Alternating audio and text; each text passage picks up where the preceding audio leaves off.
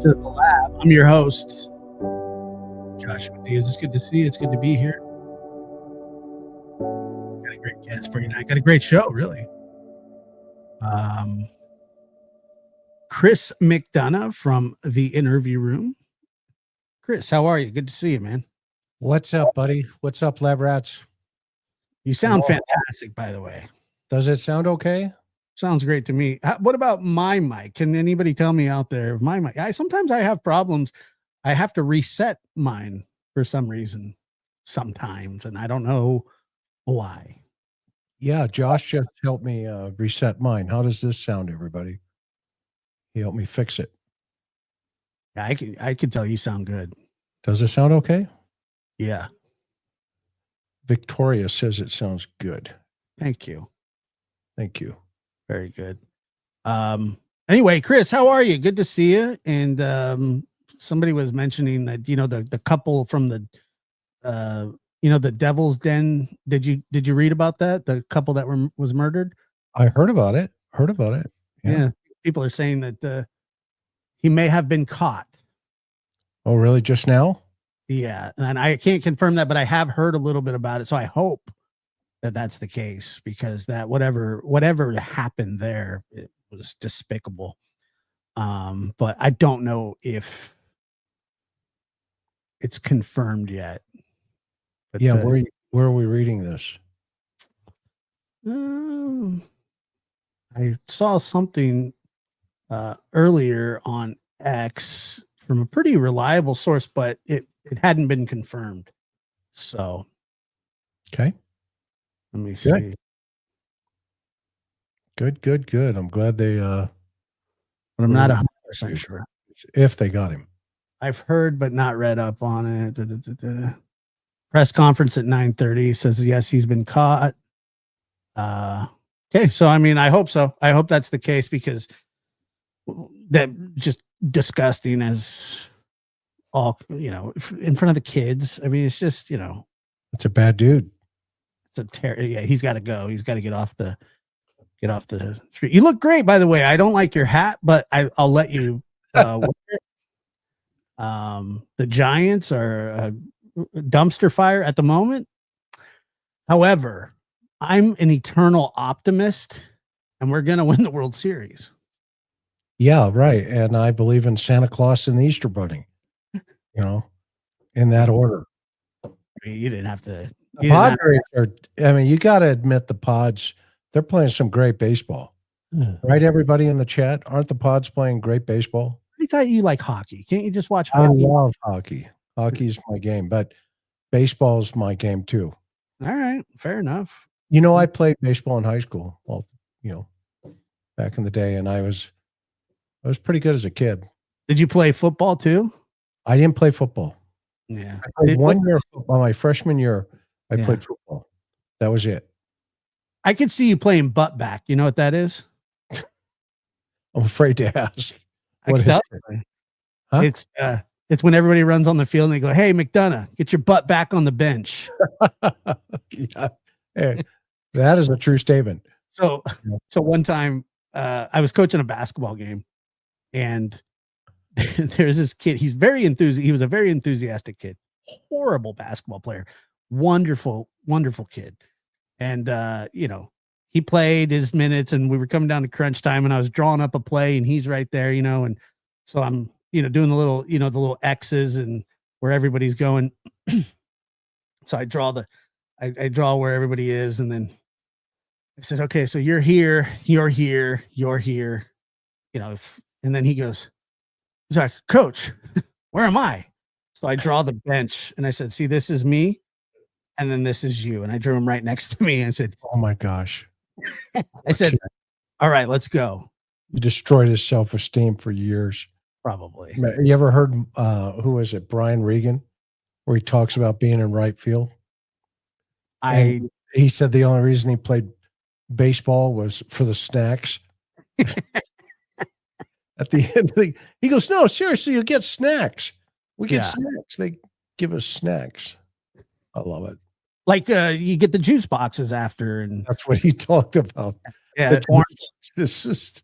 orange slices and all that kind of stuff. But Poor kid. I didn't think it was that personally. It wasn't. It was actually funny. I mean, come on. Were you the right fielder? Let's be honest. Absolutely not. I was actually a. No, you were the right fielder. Don't try to play yourself up I here. was a really good high school baseball player. What position did you play? Pitched and I caught. You were a pitcher and a catcher? When I wasn't pitching, I was catching, and then sometimes first base too. But I was good. I was a good player. I switch hit and everything. Here's a new sponsor, Canada Dry. Have you tasted this stuff? I have. Yeah, it's pretty good. Dude, it's really good. It tastes like cherry 7-Up. Yeah, I like Yum. That's a tiny little can. I have a big body. It's like Shaq when he holds a water bottle. Anyway, so what we're going to talk about tonight, Chris, and something that you and I have discussed is that there is this is the initial interview with Bryan Kohberger from, I believe, Moscow Police Department, and you've had a chance to look at this, and so have I. I read through this here a little bit, and it seems as though, the interview was pretty. There was some stuff there, but it was pretty standard. But he definitely was kind of toying with them. I see a little bit here. He's like, they talk about the small talk and the chatter and stuff, and we're gonna read through it. But what were you, when you first got a hold of this, what were you thinking about? I mean, what were your initial thoughts? Because this is where they threw him in an interview room, and right. About that. Right. Well, the first thing that struck me, and by the way, I gave a comment on this last night, and they asked me the same question, was this a standard, typical, traditional interview? And the answer was no. Mm-hmm. Because you don't go into something like this and go in there with a belief that you're going to get this guy to concede right to talking to you. So you have to take a different approach. And that type of approach that we would have taken, just with guys that I surround myself with through my career, is what they call a behavioral interview, not a traditional interview where you're going in there to say, hey, tell us why you did it.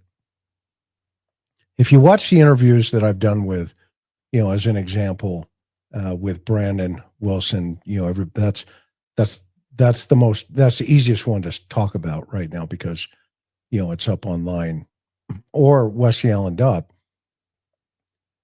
Wesley Allen Dodd, as an example, was a serial killer, and he was very, straightforward with a lot of people, but I was one of the last interviewers with him before they executed him on death row in Walla Walla State Prison. He was responsible for at least killing 4 children. And so they sent me in to get into his head, and I spent over 6 hours with him. And it was all videotaped, and I've put some of that on my channel, but some of the interview parts. But it was it took me at least 2.5 hours just to get him comfortable enough to where he would trust me to talk to me. Mm. So the first thing you have to understand is what's the experience level that you bring into the room as an investigator? And then secondarily, are you humble enough to learn from the perpetrator or the suspect?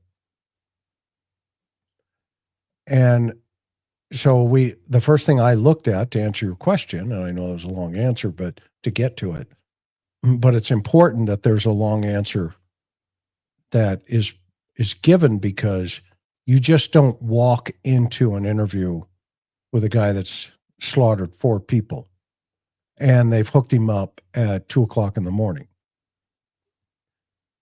And then they bring him back to a headquarters, which was the Pennsylvania State Police barracks, and plug him into a monitored and controlled interview room that the suspect probably almost 100%, Bryan Kohberger knew he was going into an environment which would be recorded and videotaped, or at least digitally, right? Because remember, he wanted a job with the police department. Yeah. So those are the kind of things you have to think about first. Now, we don't have evidence of that they were thinking about that, because we only have the report. I don't know if they'll ever release the actual interview. Oh, like the audio and video? Yeah, well, This is just a summary, correct? yeah, if you look at number 2 there, see it says evidence? Yeah. NA, video, audio, and transcript of interview added to case file. Yeah. Okay. So I don't know if that means not applicable or what. I don't know what that means. That Why NA. wouldn't they release it though? I mean, the case is over. It's signed, sealed, and delivered. And I would think that with any other, what I mean, he can't appeal. There's nothing to protect, you know? Well, yeah, and that's always going to be some of the questions until they do release it, because all we have is this narrative right now. And so if you take a look at the narrative, the questions, that are going to first jump out at anybody is, what's the experience levels of the 3 individuals that arrived in Albrightsville, Pennsylvania, in preparation for the service of the arrest and search warrant for Kohberger at his family's residence. So where I was going with this, again, if this is a behavioral interview, one of the things that they made comments in the press conference, NA could mean non-attached. Yeah, thank you. That's a good. Could, or it could be not available. Yeah, or not attached. Yeah, I love it. One or the other. It certainly could. Because I'd not seen that before personally, but anyway, so before you even go into an interview like this, if you've had time to prep the search warrant, you're going to go down this road and you're going to get this guy into an interview room. That's why my channel is called The Interview Room, by the way. Is this idea that says, okay, you, the interviewer, you better know everything about that case inside and out. Left side, right side, top, bottom, every T crossed, every I dotted. You better smell what that crime scene smelled like. You better understand every nook and cranny in that crime scene. Why is that important, Josh? Well, I mean, initially, because you can't go back and get it a second time. I mean, it's the initial processing. I mean, I would imagine that when you first get there, that scene will never be like that ever again. So, I mean, that's my guess. Right. And they're bringing in the guy at 2:00 in the morning. Look at the second paragraph. Narrative 3. Keep going up. On December 29th, 2022, ISP Detective Sergeant Gilbertson, FBI Special Agent Shirley, and I have arrived in Albrightsville, Pennsylvania, in preparation for the service of the arrest and search warrants for Kohberger and his family's residence at blank, blank, blank. Albrightsville, Pennsylvania. After several coordination meetings, Detective Gilbertson and S.A. Shirley, special agent, and I drove to the Pennsylvania State Police barracks at Strausberg, Pennsylvania, to await the arrival of Kohberger after his arrest and to interview him upon his arrival. Now, Will makes a very great point because they're throwing him into an interview room right after they raided his parents' house, flashbang, zip tied everybody. So, I mean, there's some angst going on, right? I mean, so I get what you're saying about this. You know, it's more of a instead of like a information gathering from Kohberger himself, they're kind of reading him and maybe what he will give up. But like you said, it's sort of like you're there reading him, correct? Yeah, you want to go into it with this idea that says, okay, first of all, again, I want to reiterate, this guy, you will not go into him and, try to convince him to tell you why he did what he did. Mm. That conversation will be on his terms, his way, and when he feels comfortable enough to present it to you. Because here's a principle. In law enforcement, is trust earned or gained?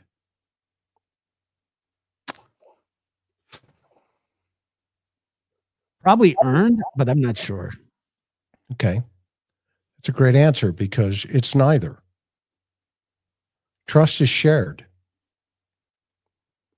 When you have committed the ultimate crime, i.e., homicide, you don't earn their trust and you don't gain their trust. You share trust in an interview. And you build that by basically responding to the behaviors that are presented to you during the interview. Okay? And what I mean by that is you have to be humble enough to say, well, you know what? Bryan, I don't quite understand that. Would you explain that to me? Or help me understand that. And what you're doing there is you're slowly priming his brain, but simultaneously you're allowing him to take control of the room and the interview. And so that comes into an idea where he becomes, if he's got a guilty conscience, he becomes the teacher. And you recognize that the type of questions that you'll ask, okay, and will help you where to focus as a conversation going on here. Now, you see what I just did a couple of minutes ago, and you didn't realize it, is I presented a hypothesis to you.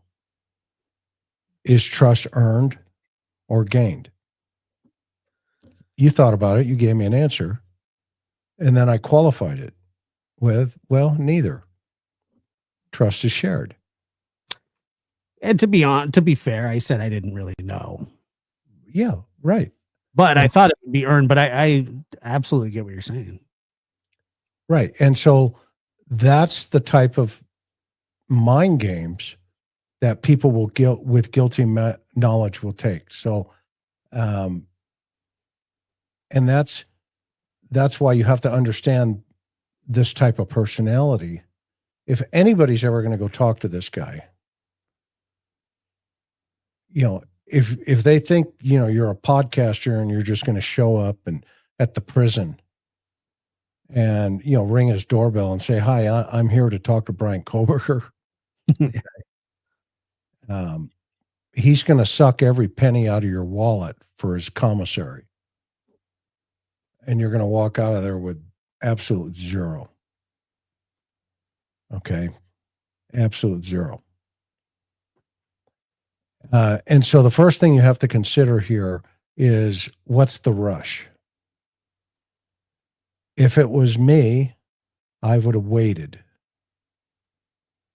I would have let him sit in an interview room because it's 2:00 in the morning. And I would have let him just bake. How long you let him sit there for?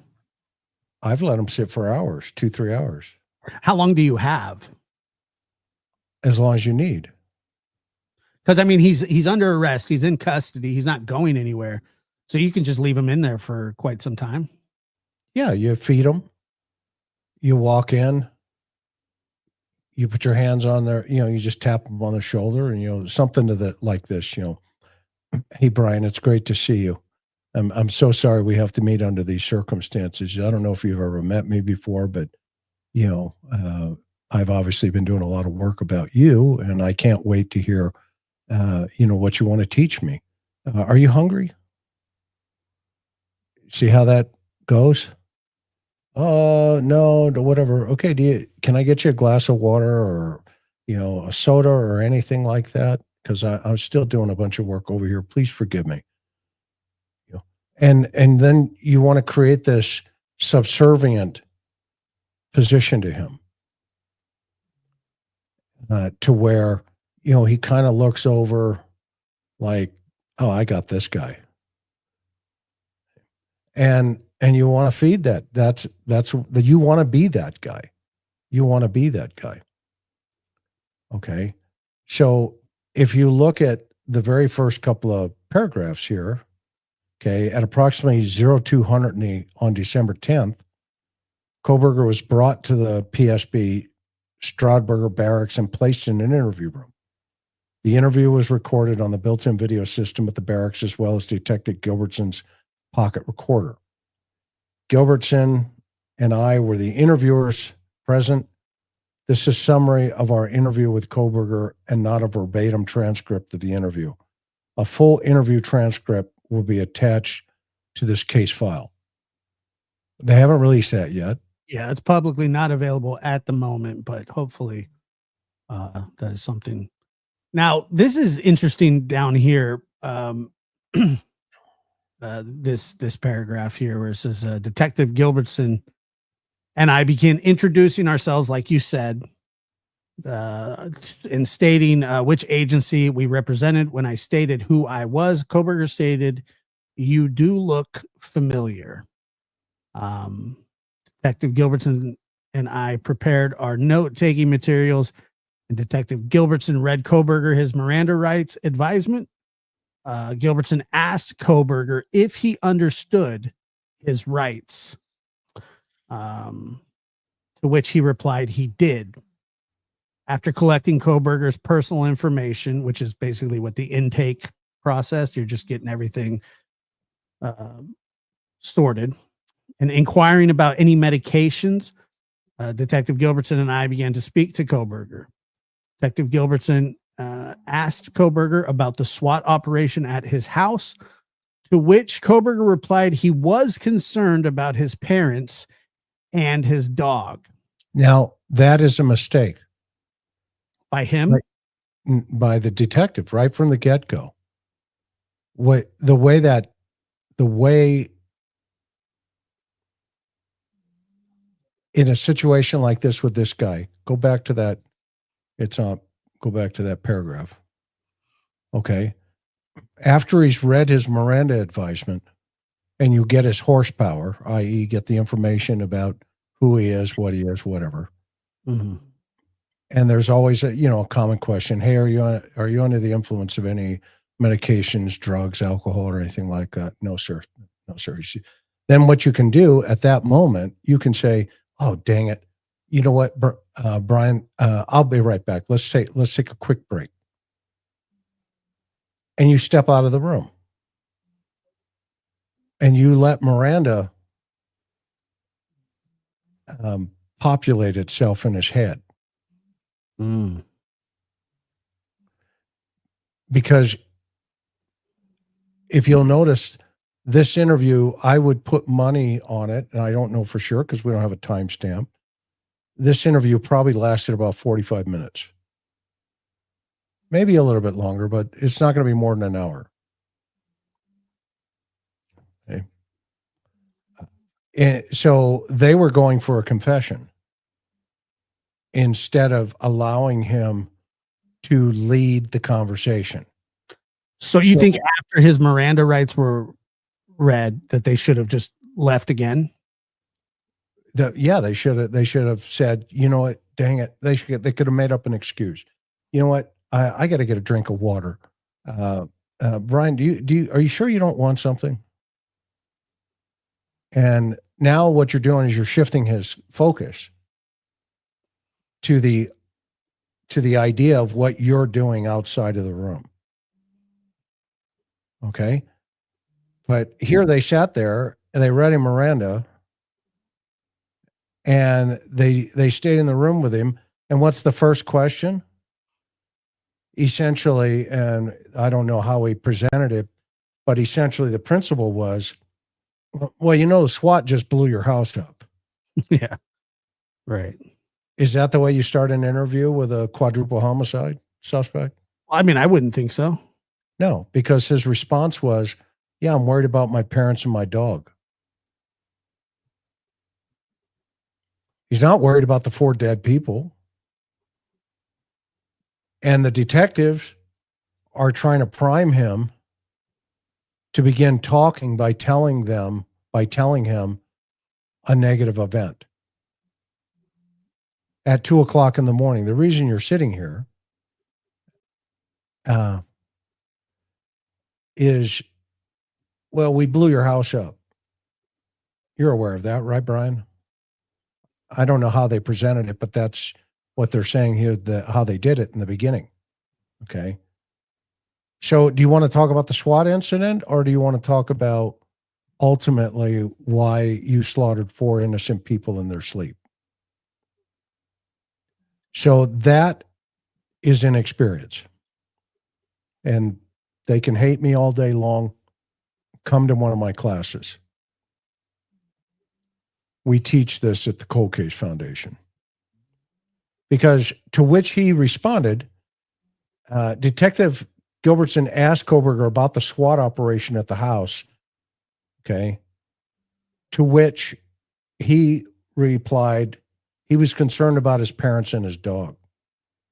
Well, first of all, why is the SWAT operation important?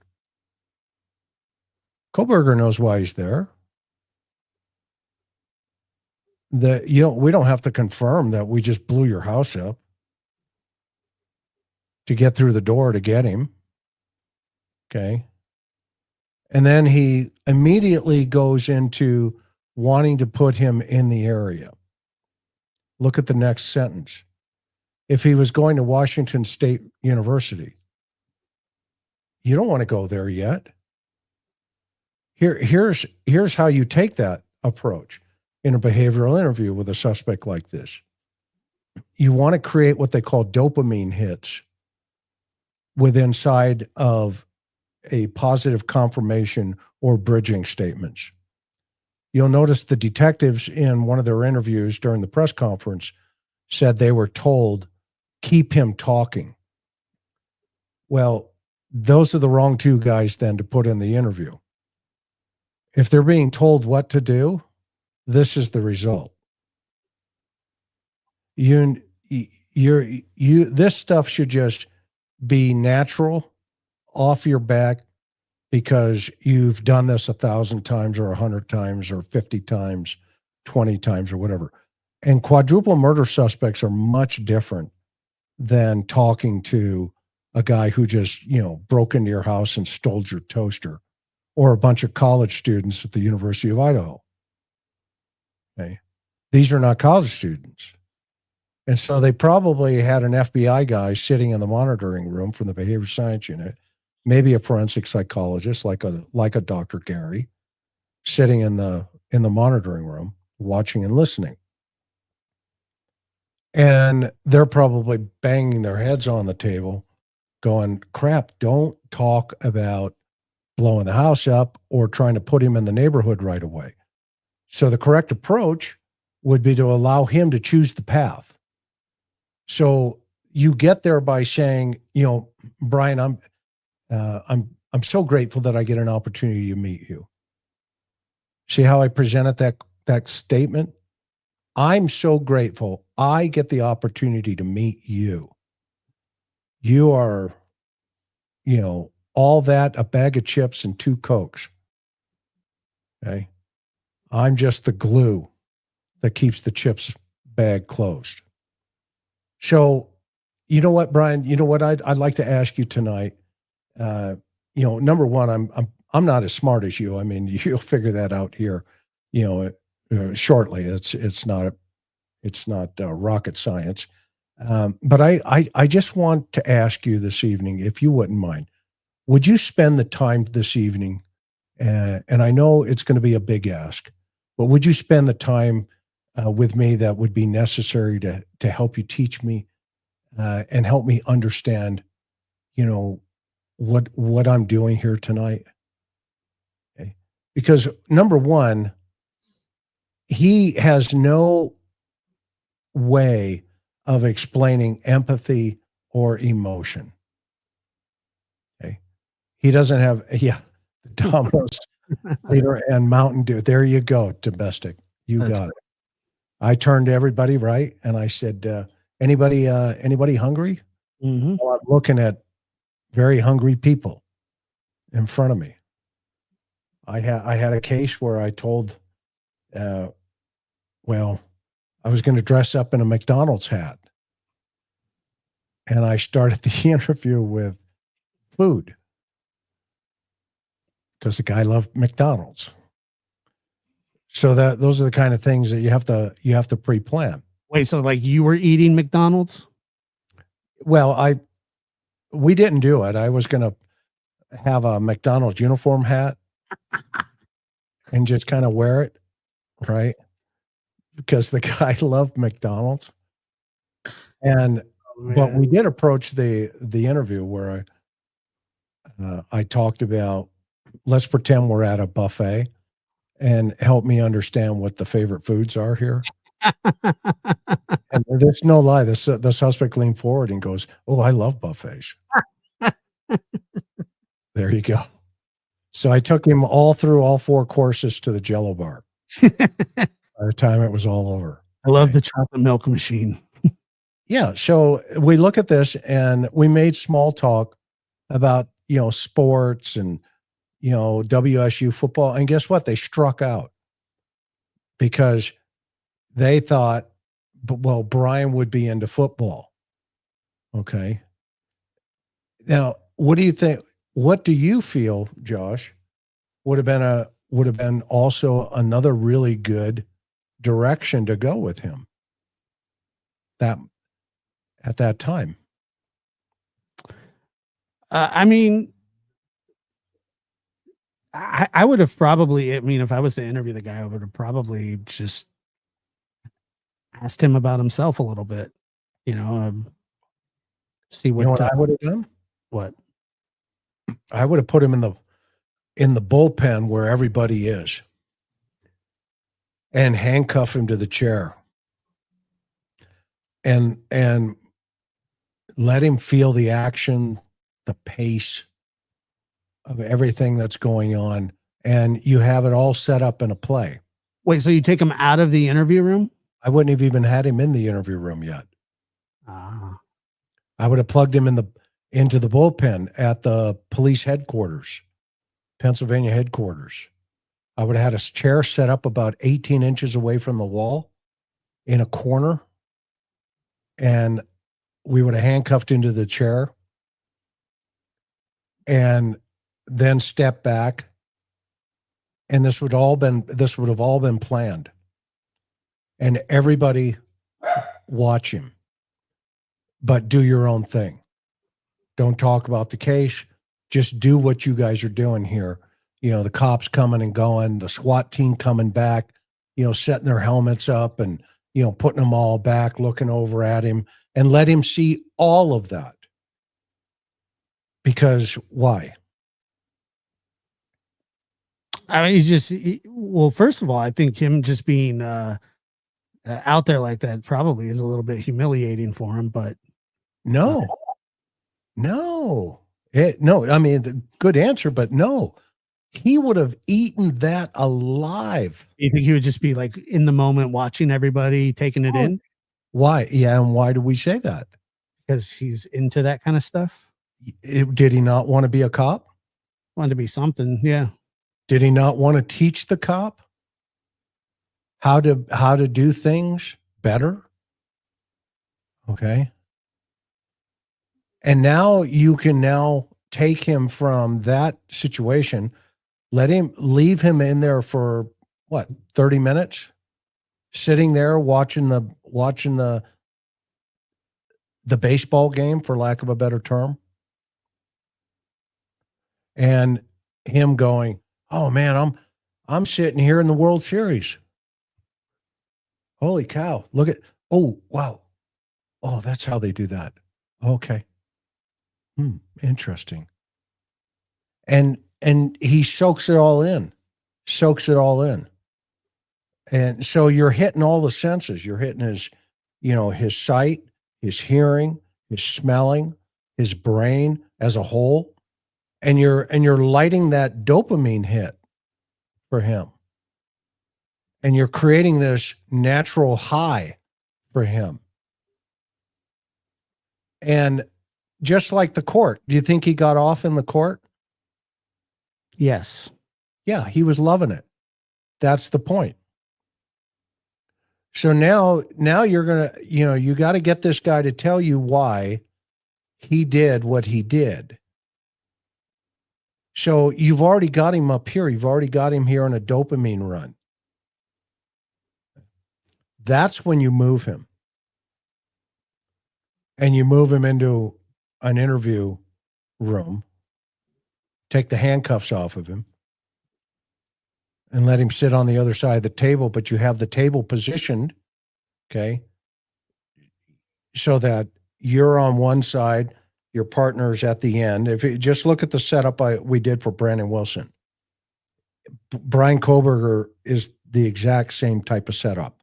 You have over here, the investigator is going to ask the questions. You notice there's no notebooks or anything like that in front of that guy, which was me. And then Tom, my partner, was doing all the notes. Okay. And for me, though, that case, I screwed up. I kept a pen in my pocket. And when he reached around and showed me how to kill the kid, we realized later that I had my doggone pen in my pocket and theoretically could have grabbed it and stabbed me. So I made a mistake. That was a mistake. And I'm just, by the grace of God, he didn't do that. Okay. But in this situation, now is the time you put him in to that room. And he's got this dopamine hit. And now you roll out with, Bryan, I got to tell you, man, it's pumping out there, dude. Things are going well this evening. Hey, my name is Detective, McDonough. I'm with blah, blah, blah agency. You probably already know that, though, so forgive me for being, a little dumb on that. Hey, I need to, under the Constitution, you understand, I understand, you're a criminology major. You've got a master's degree. I don't, in criminology. I got to read your rights.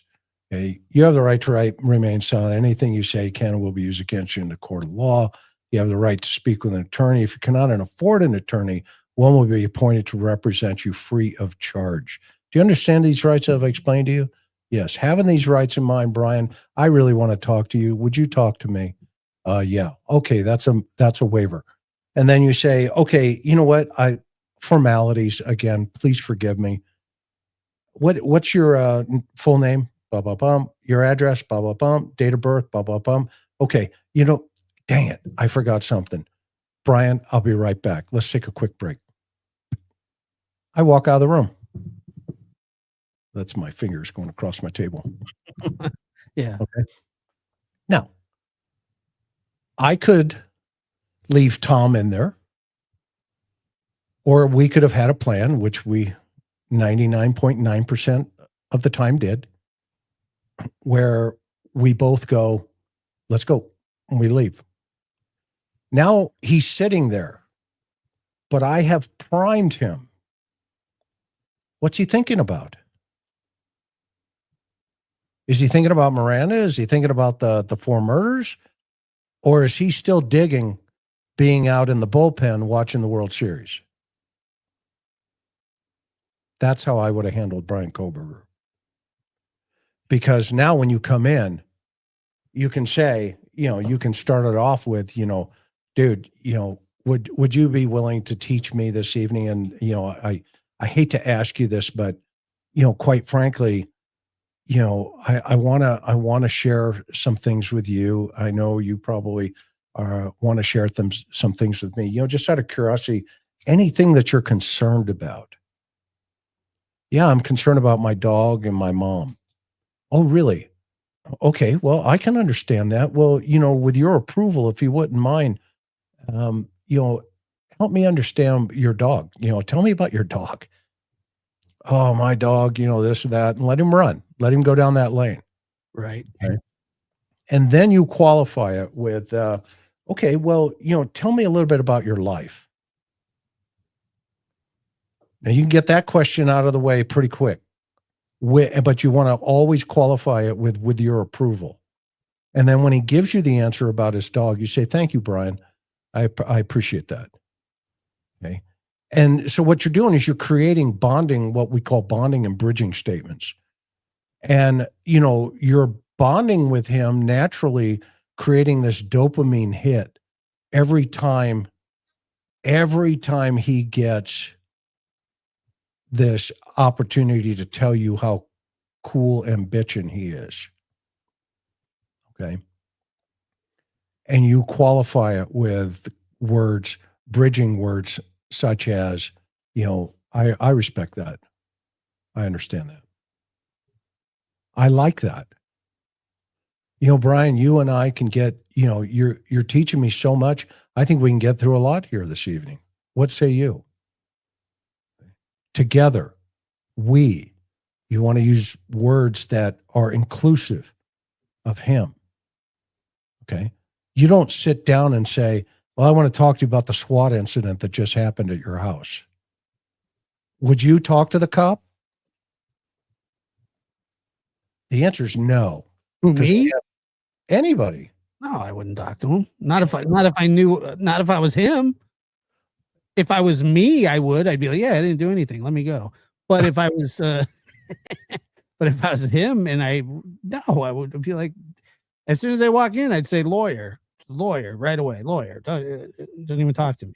Well, it didn't take him long to get to that place because the only thing in between that, okay, is he took a shot at football and Kohberger's like, "I don't like football."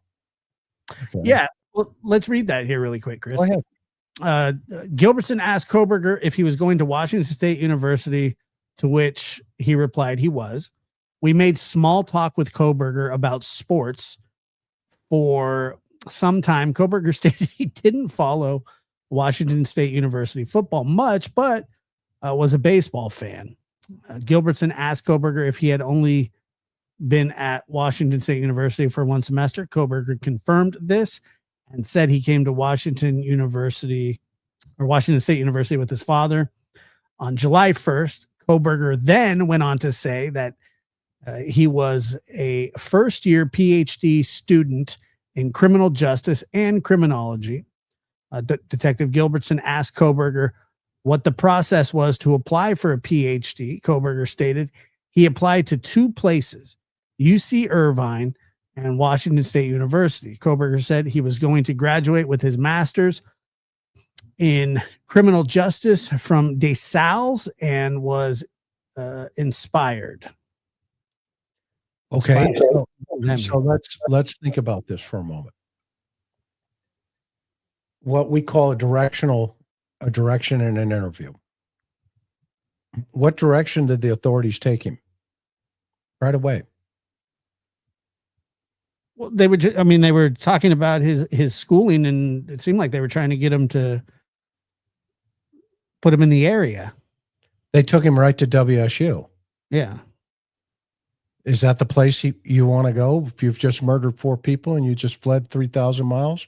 Probably not. No. So you reverse engineer that.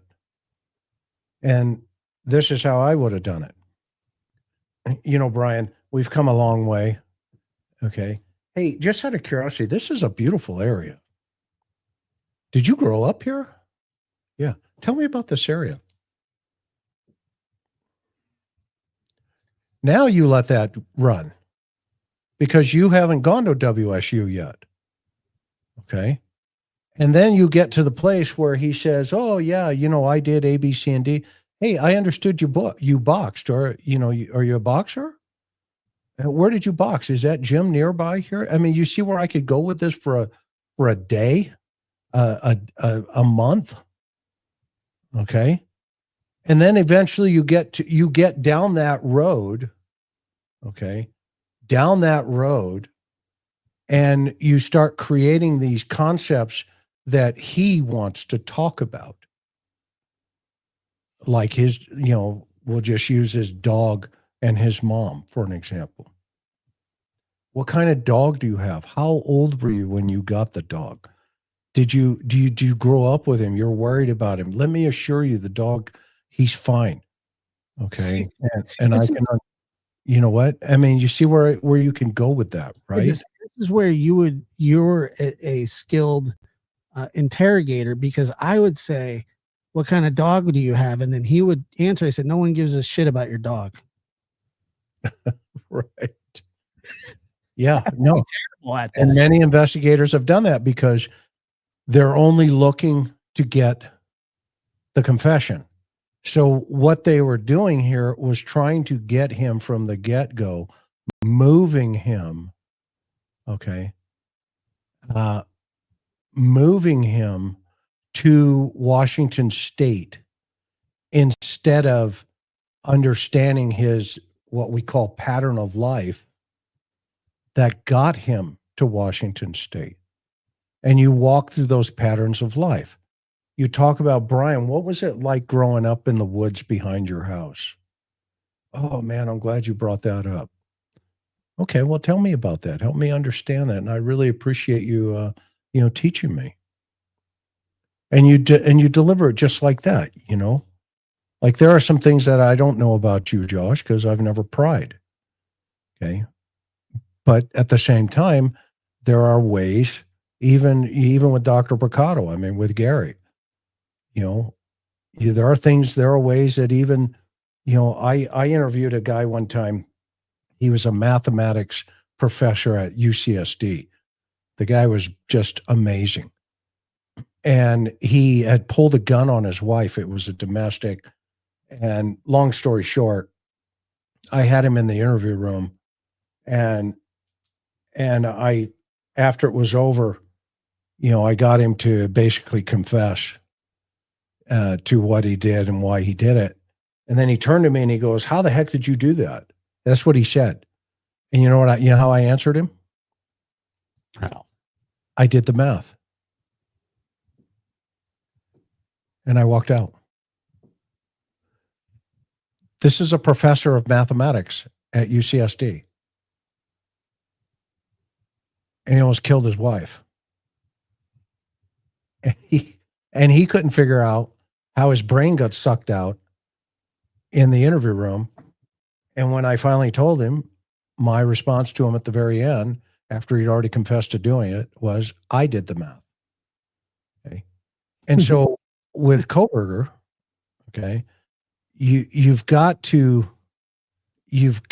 take this idea that you don't know what is the first half of his life.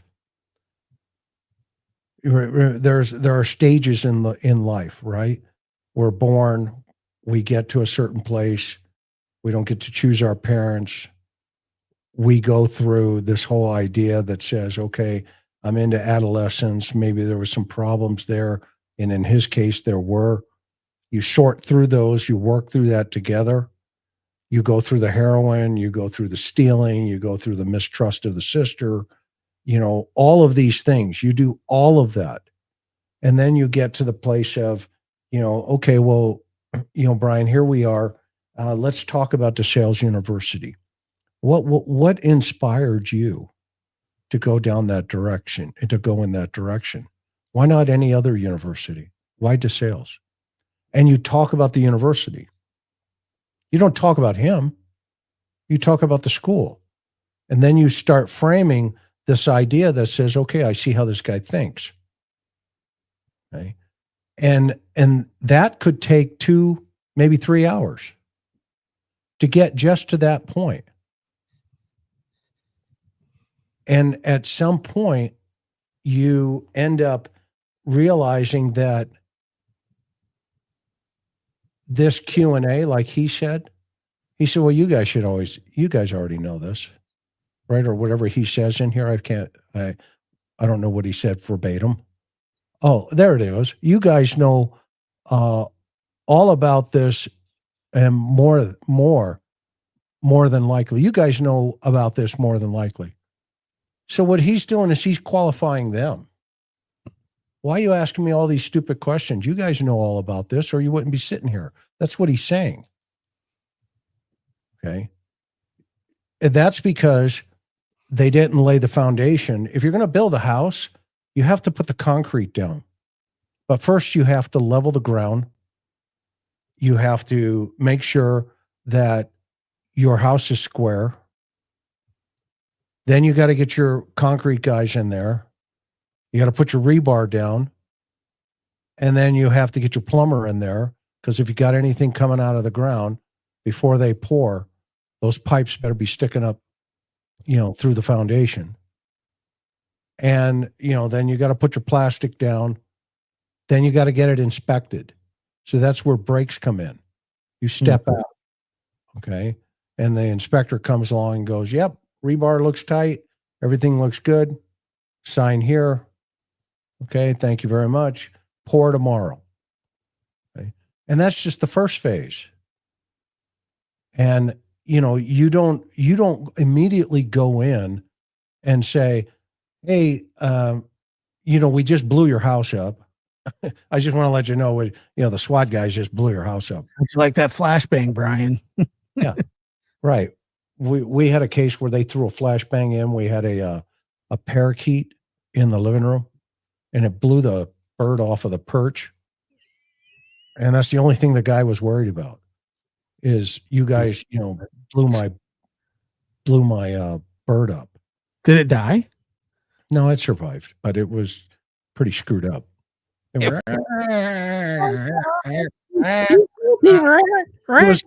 laying on the paper. He told me you did it. He told me you did it. Right. And that's what he was thinking about. What about my dog? You scared the crap out of my dog. Well, that's not how you want to start an interview. Personal opinion, just my opinion. Okay. Because you're already off to, pissed him off. You're off to the races where now you are behind. And now you're trying to convince him to talk to you, instead of he wants to talk to you. And there are some signals in here where, based on what the officers are saying here, and these aren't bad guys, don't misunderstand where I'm coming from, but I will tell you, Payne should have not been in that room with the limited amount of experience that detective had, or that corporal had, who was about ready to roll into detectives. They should have known better. They should have known better, because Kohberger read him right away. And he says to one of them, you look familiar to me. Okay. That's never a good sign either. Yeah, I kind of thought that too, because I mean, how would he know that he looked? I mean, why would he look familiar? How would he know that? I don't know. Maybe they've seen each other in the campus. I don't know. The qualifying answer to that is not to kind of embrace it and say, oh, blah, blah, blah. What I always say is, oh, well, you've probably seen me at the post office. My picture's on the wall. Ha, ha, ha. Everybody laughs, even the crooks laugh. Yeah, that's a good one, man. Yeah, I don't know why I'd be familiar to you, but thank you for saying that. I appreciate that. Okay. And there's always this idea that you have to be submissive to somebody who's just murdered 4 people. Okay. You're not the smartest guy in the room. You ultimately will end up being that guy that's, has methodically utilize words as a scalpel to operate surgically. Words and questions are the scalpels for a good law enforcement investigator. The ability to talk to people and get some things done is an art and a skill. You just have to accept that there are people better at it than other people. And those are the kind of people that you want to put into a room with Kohberger. Like Wrestler, for an example. From the behavior science, when he went in to talk to people, they go, well, I don't want to talk to you. I don't want to talk about any of the things. And you know what his response would be? Well, you like to listen, don't you? And he goes, yeah. Okay, well, let me just present some concepts for you, and then you can listen. And if you don't agree with them, that's okay too. Okay, but I just want to present some concepts. He goes, okay, well then I'll listen. Okay. Well, by the time it was all over, they were talking, and the guy was telling everything about everything. Everything. I mean, I had a guy put a shotgun in a guy's mouth one time, and he was just on the cusp of telling me why he did what he did. And I leaned over. I was about 6 inches away from him. He was sitting and leaning back in a chair. And I leaned over and I put my hand on his knee. And I said to him, I'm not going to use his name. I said, dude, you're not a bad person. And he looked down, and then I could see all the tears. They started to come. And I said, something bad happened. Something bad happened. Forgive me for asking. Well, what did it feel like when you put the gun in his mouth? And he looked right at me, as God is my witness. And he said, it was terrible. At that point, I didn't need anything else. It was over. It was over. But I embraced him. And I put my hand up on his shoulder and I said to him, and by this time, he's leaning forward, just bawling. And, just mucus is coming out of his nose. I mean, it's just a mess. And I'm just there, just patting his back like he's a human being who's lost into the abyss. Now, Bryan Kohberger would never have that kind of feeling or empathy. He doesn't know how to do that. He's past feeling. He's past feeling. Okay? But he's also a human being. And no matter how much damage these people have caused society and families and everything, if you go in to go talk to these people, you know what? Sometimes you'd want to have a cup of Joe with them, or, cheers. Okay. And if you treat them that way, they'll talk to you and they'll tell you why they did what they did. But here they pulled, hey, do you like football? You were at WSU, right? Oh, but this was on the heels, based on what we're reading here, of, well, let's talk about how your house got blown up. And his response was a defensive response. Well, how's my dog? How's my mom? Okay. They should have grabbed how's my mom and run right from there. Okay. Bryan, I'm glad you brought that up. Your mom is an absolutely wonderful human being. And I can appreciate why you would be concerned about her this evening. Tell me about your mom. See how I grabbed that? Yeah. And what did I do? I fed it back to him. And now what's he going to do? Not tell me about his mother?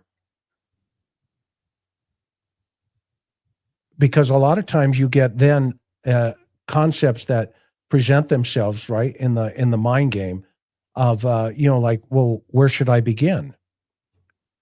And then you followed up with, well, let's start from the beginning. Well, well, what do you want to know? What do you mean? What do you want to know? I don't know. I'm willing to sit here to learn everything. Oh, but that's going to take too long. That's okay. We're fine. I want to hear your side of the story because you have a right to be heard.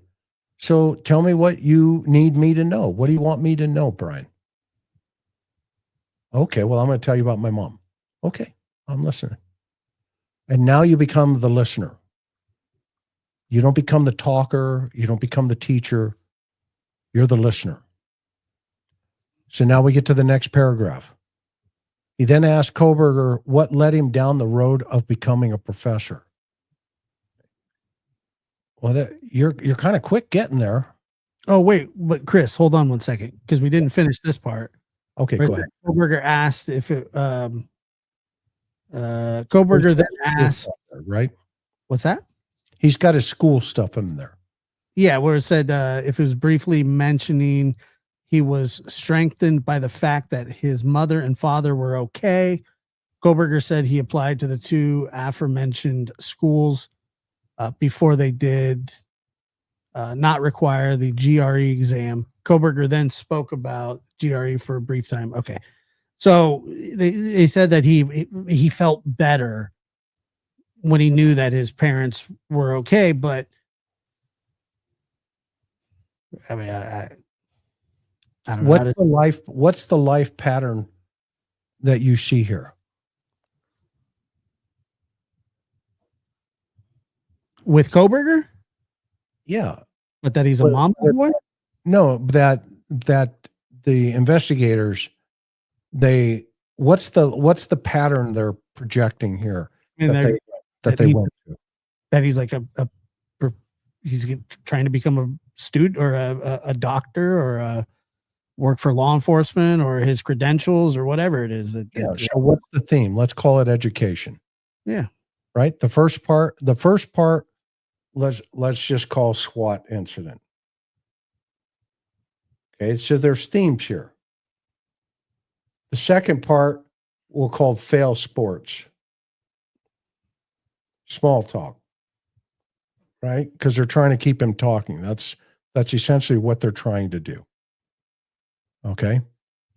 And the principal was right.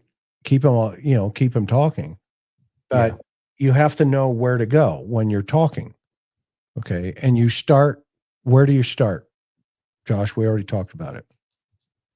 Do you start at Washington State University and say, hey, do you like football? No, you start where he grew up. Yeah, you start in his backyard. You start from very scratch. Yeah, you create questions, or you present questions like this. Bryan, where did you grow up? Well, right here. Okay, great. Did you go to elementary school here? Yeah. Awesome. Which one did you go to? Tell me about that. Well, I went to, I don't remember, or, this and that or whatever. Okay. Awesome. And how about junior high?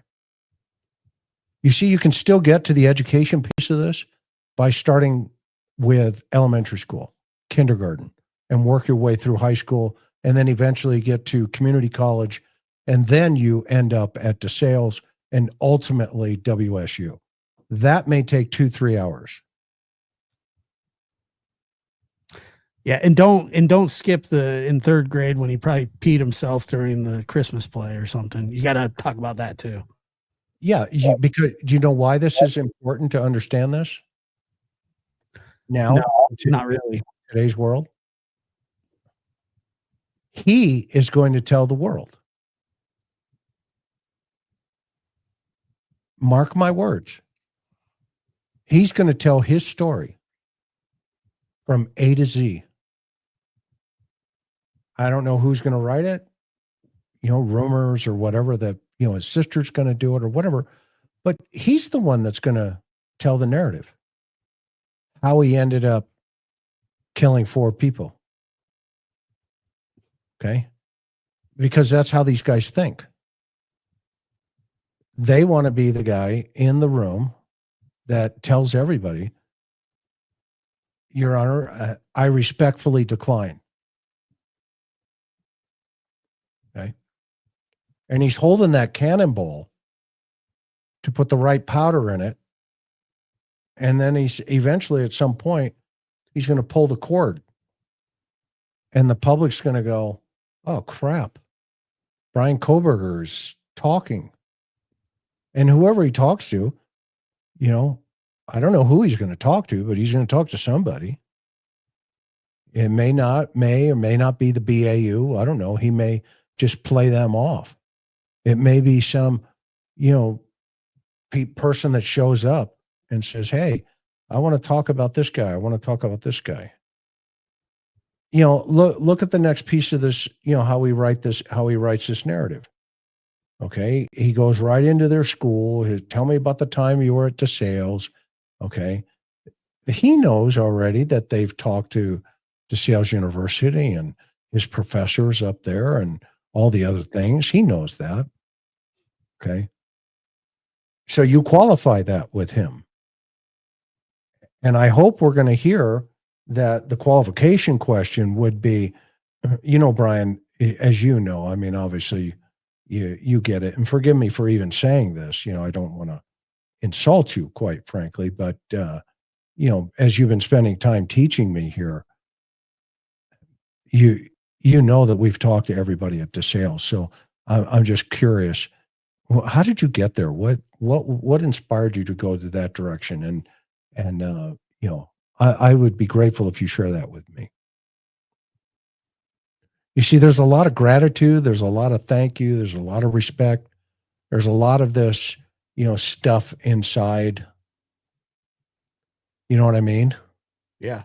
Where you have to be very patient and walk him off the bridge. You can't jump into it and start off into, you don't like football? Oh, well. Okay. Well, I'm a baseball guy. Oh, really? Okay. Like who? Who's your team? What kind of dude doesn't like football? Right. Exactly. Right. But go ahead. I don't know. I would be terrible at this because it asks us about his mother. I just said, oh yeah, we zip tied her. She's on the roof. I don't know if she fell off or not. Yeah. And then, I would just be completely terrible at that. Yeah. You see how I'm just kind of pausing here? Yeah.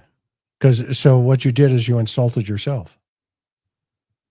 I insulted myself? Yeah. By saying you'd be terrible at it. Well, I mean, yeah, I think I would. I don't think I'd be very good at it. Do you think he's good at what he believes he's good at? Probably not. Well, okay. That's fine. You see, I would disagree with him. Well, I'm not very good at anything. Well, Bryan, you are good at something. Like what? Why would you say that? Okay. Well, you got a master's degree in criminology. Let's talk about that. How'd you get there? How much work? How many hundreds of hours did you have to put into it? Oh, and by the way, I have to be honest with you. What's that? Your survey was off the hook. Really? That's good. What did you like, detective? Well, first of all, I like the way you framed the questions. What were you thinking when you were framing the questions? Well, I wanted to know how the guy thought. You know what? That is a really interesting answer because I'm kind of interested how you thought. So we kind of got something going here.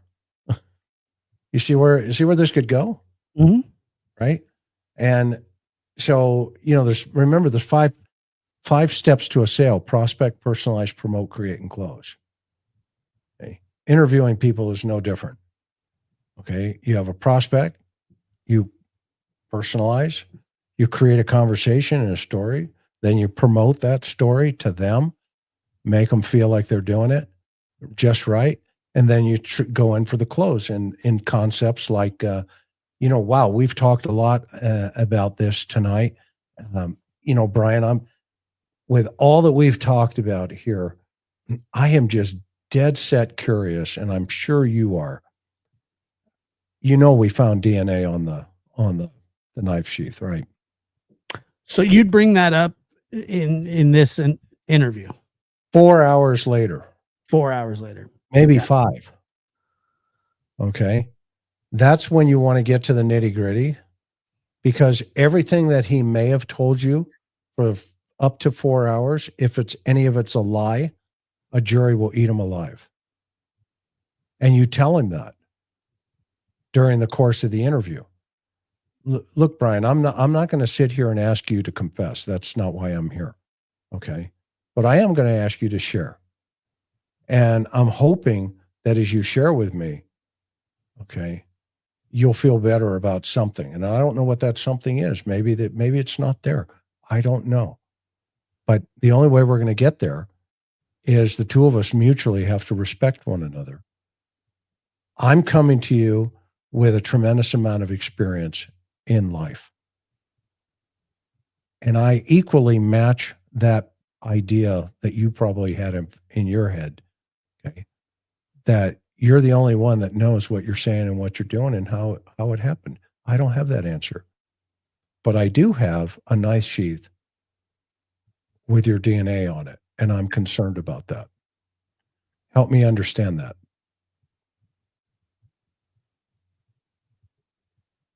That's when you can hear the pin drop. That's when you can watch the body. That's when they start, doing the curly shuffle.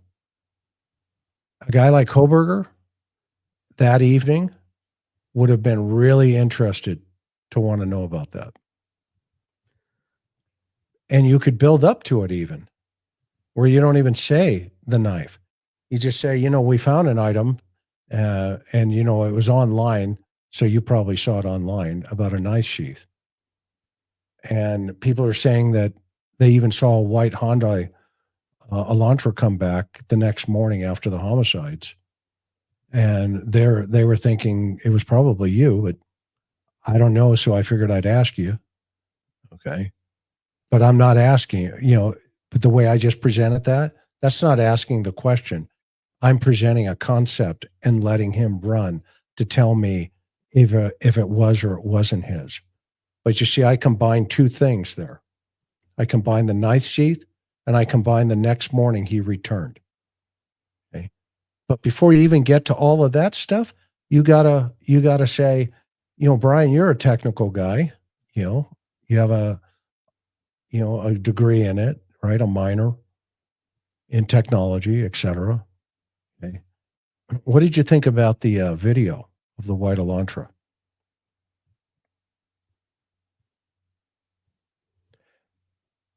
If this, let's say you're not involved in any of this, Bryan. Okay. How do you think this thing went down as a criminologist? And let him tell you. Working from the house, when one of your projects in your thesis was the house here, the crime scene house. How did that go? What was your project? I talked to your roommate or your cohort in that. You probably remember Frank. Oh yeah, I know Frank. Yeah, he blah blah. Okay, so how did it go down in the house? Not in. I don't want to go to Moscow right now. Not in Moscow. Just here at the crime house here at DeSales. Oh, that was very interesting. Yeah, were a lot of students making mistakes? Oh yeah, of course. You say, and you let him be, I'm the smartest guy in the room, because he probably is in his own head. And so you let him be the smartest guy in the room. And then you walk in through that and you see if there's any correlating behaviors to 1122 King Street. Because you see, you have a built-in model potential of 1122 King. What were your classmates? What kind of mistakes were they making? Oh, well, they didn't boot up. Oh, how about clothes? Were they wearing the appropriate type of clothes, you think? Well, I asked that question on my survey to one of the guys. You see, and before you never be the teacher. You are always the student asking the teacher, just Callie, you play as narcissism. Right. But you not only are these guys narcissistic, they're psychopathic, but then simultaneously, if this guy's on the autism scale, which we don't know, I don't know anyway, okay, this reality that he's living with, okay, is flushing his brain. And you get him to the point where there's so much dopamine being released, serotonin, and all this other stuff being released in him, okay? If you look at the interview I did with Brandon Wilson, by the time he was ready to tell me what he did and how he did it, it was 5.5 hours to get him to that point. And then he stood up, goes like this, and he's releasing some of that energy. Okay. Okay. And if you watch him, he immediately goes into this. Okay, this is what the kids saw. Stand by. Put your seatbelts on. This is what Matthew Checky experienced. Bryan Kohberger has the exact same symptomology and dopamine in him, and he's going to expel it at some point. And maybe it will be his, one of the prison guards. He's going to impress one of the prison guards. You know who I am, don't you? Yeah. Well, you're Bryan Kohberger. Yeah. You're darn right I am. You know what I did, right? Yeah. You killed 4 college students. Yeah. It's darn right I did. Now, he's not going to say it like that. Sure. But he's going to project it. Right. And everybody he knows in the prison over time, okay, is going to go, oh, yeah, that's that guy that killed 4 people. Now, he gets a pass in prison because he didn't get a chance to fulfill his fantasy. So they don't consider him, an individual who sexually assaulted anybody. So that puts him at a different level in the minds of other prisoners. He'll get drafted in by Aryan Brotherhood or somebody like that. How though, if he's in protective custody? Well, he'll be in PC, yeah. But at some point, whatever day that is, whenever that time comes, could be 1 year, 2 years, 3 years, whatever. He's going to be in a yard somewhere, and they're going to test him. Yeah, I mean, I guess because a lot of those guys they're in that like fenced area, so there's people next to them still. I mean, and so I get it. I mean, he doesn't really look like joining a club type, like joining a club type. But say that, yeah. And going back to the report here, everything in this report, when I read it, said they wanted to get a confession right away. So they took him back to the school to try to put him in the area.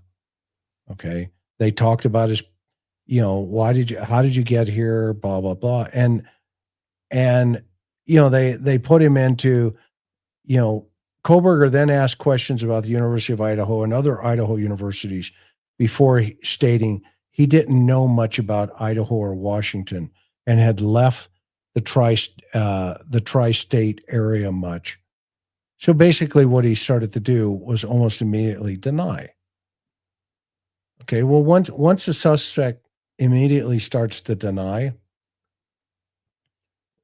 basically what he's done is he's thrown barbed wire around him.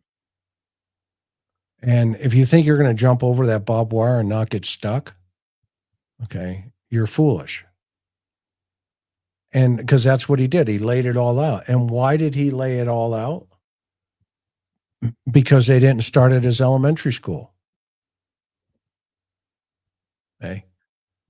I started with Wesley Allen Dodd for an example. At Wesley, how old were you when you first saw pornography? And he told me. And from there, we built. We built up. There's not one question or one comment in here anyway about the pornography found all over his phone. Yeah, I did know. I noticed that too, because I mean, that would be a question at some point that you would probably broach. Right. But you broach it at what age were you first exposed? How did we get here? Help me understand. You're a religious guy. What faith are you? Tell me, how you were raised. Tell me about nature. You like to go for walks at 2:00 in the morning. What is it about nature, Bryan, that you find interesting? Do you clear your head? What's going on when you go walking? And then you can also, you have to qualify it, but then you could also say, I have to be honest with you. You broke my heart. What do you mean? And it's okay to be vulnerable in front of these guys. Okay.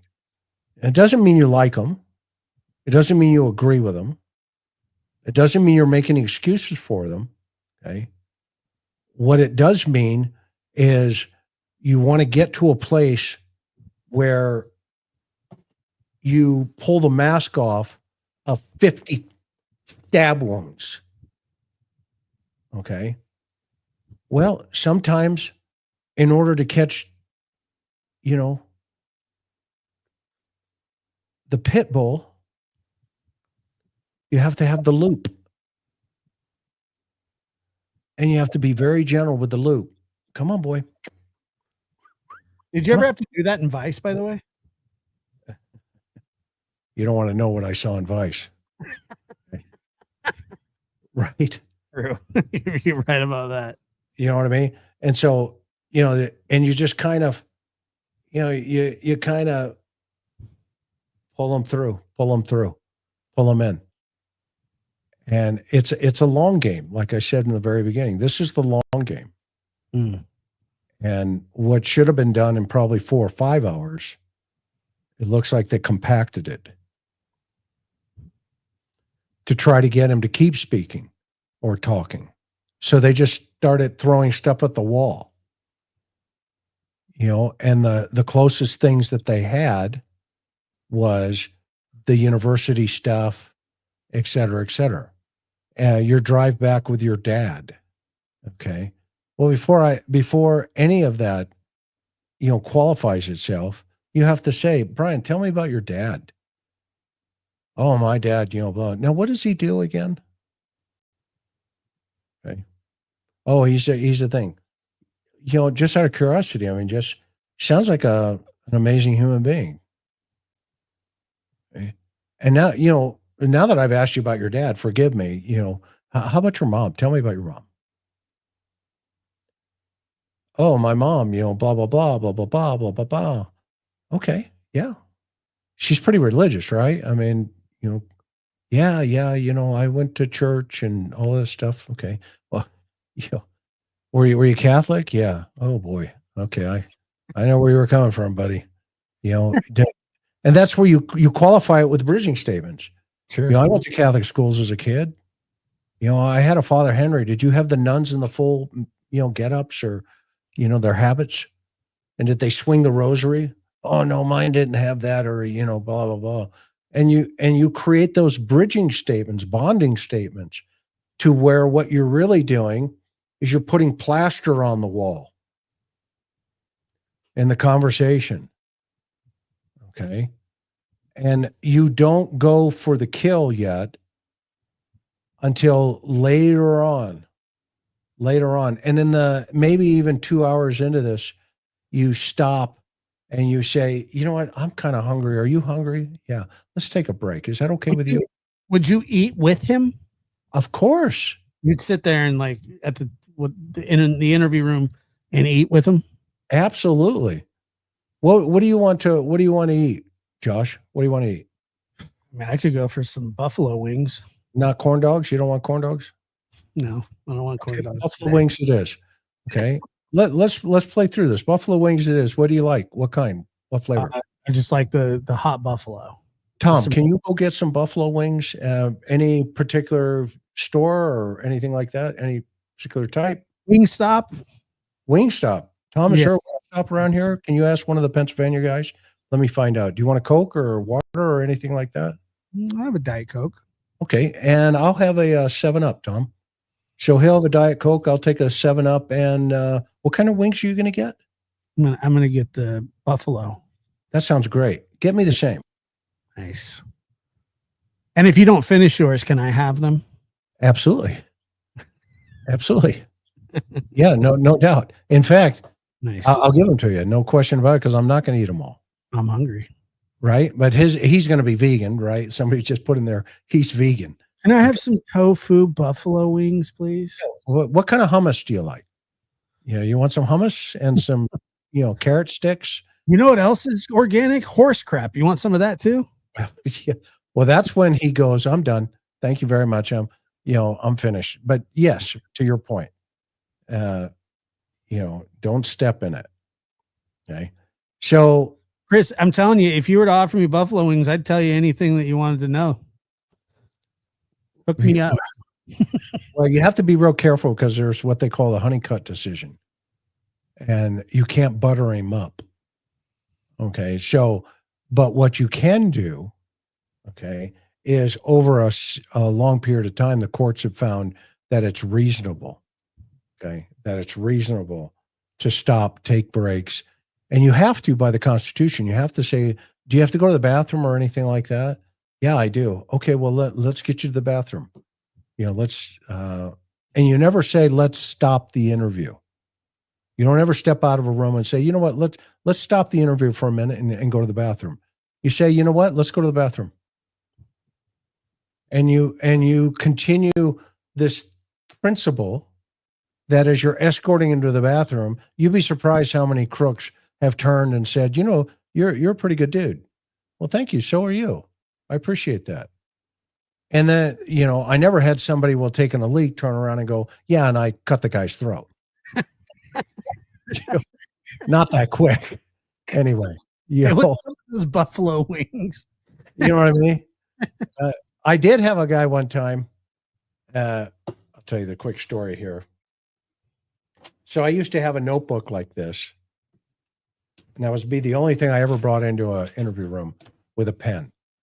I have one pen, one notebook. And I used to draw, now this is not a Kohberger personality. This is a person that's not the sharpest tool in the shed, and the light bulbs, it came in a 6-pack and 5 of them are broken, and he just happened to have one that worked. Okay. And so I used to take this piece of paper like this, and I'd say, okay, we're going to do a little quick game here. You like games, Josh? I do, yes. Okay. So the game's going to be, we're going to climb a mountain. I don't like that game. Well, that's okay. I understand. Okay. We're not going to climb a literal mountain, are we? No. Almost. Yeah, Okay. then I'm fine with that. All right. So every time you lie, okay, Mm-hmm. I'm going to just put a little X with a circle. Okay. So I want you to think about that. But every time you tell the truth, I'm just going to put a little X on the paper. Okay. And the goal here is, I believe that you want to tell the truth. Okay. That's just my personal opinion. So I want to see you get to the top of the mountain as fast as you can. Okay. So I'm going to ask a couple of quick questions. What's your first name? Josh. And last name? Diaz. Perfect. 2 X's. Look at that. You're already halfway there. Okay. Blah, blah, blah. Address, DOB, yada, yada. I'm an outstanding citizen. So Josh, how do we get here tonight? I don't know. You see, that's different than saying, do you know why we're here? Yeah, that is. I mean, that's completely different. It's completely different. How did you feel when I said, "How did we get here tonight?" I was wondering how we got here. Right. And Gray Hughes says I drove. Okay. And if somebody were to have said something like that, I would say you're absolutely right. And I want you to continue to drive. Okay. So And you've that's gray hue, by the way. yeah, that's what I just saw. So Okay. okay. Not gray hues. No. Okay. Anyway, so we've got two more, Mhm. right? We're almost there. Okay. And then I had a guy one night, I had him right here at the top with a circle. He was right at the very edge. And he leans over and he goes, "Man," I'm going to imitate him. "Man, I'm almost at the top of the mountain." All right. And I said, "Yes, sir. You're almost there, buddy." He goes, "Detective, how do I get to the top of the mountain?" I said, "You shoot the dude?" He goes, "Yeah, I shot him." I said, "You're at the top." Thank you. And then after it was all over, he was like, "Man, that was messed up. Man, you messed up. Man, you were messing with me." I said, "No, we got to the top, bro. We're there. And we went there together." So, and in this, look what happens when he starts to get tight. Well, that's what we call it, tight internally. Okay. Like When we get towards the big stuff here, and Gilbertson asked Kohberger if he knew, where's it at here? If he knew what that was, to which Kohberger replied, "Of course." Well, let's read that whole paragraph. Kohberger then stated, keep going. Okay. Right So yeah, read that. Kohberger then stated he understood why we're engaging in small talk, but would appreciate it if we explained to him what he was doing there. Gilbertson asked Kohberger why he thought we were there. He said he wanted Detective Gilbertson to tell him. And Gilbertson said that they were there because of what occurred in Moscow, but did not provide any further detail.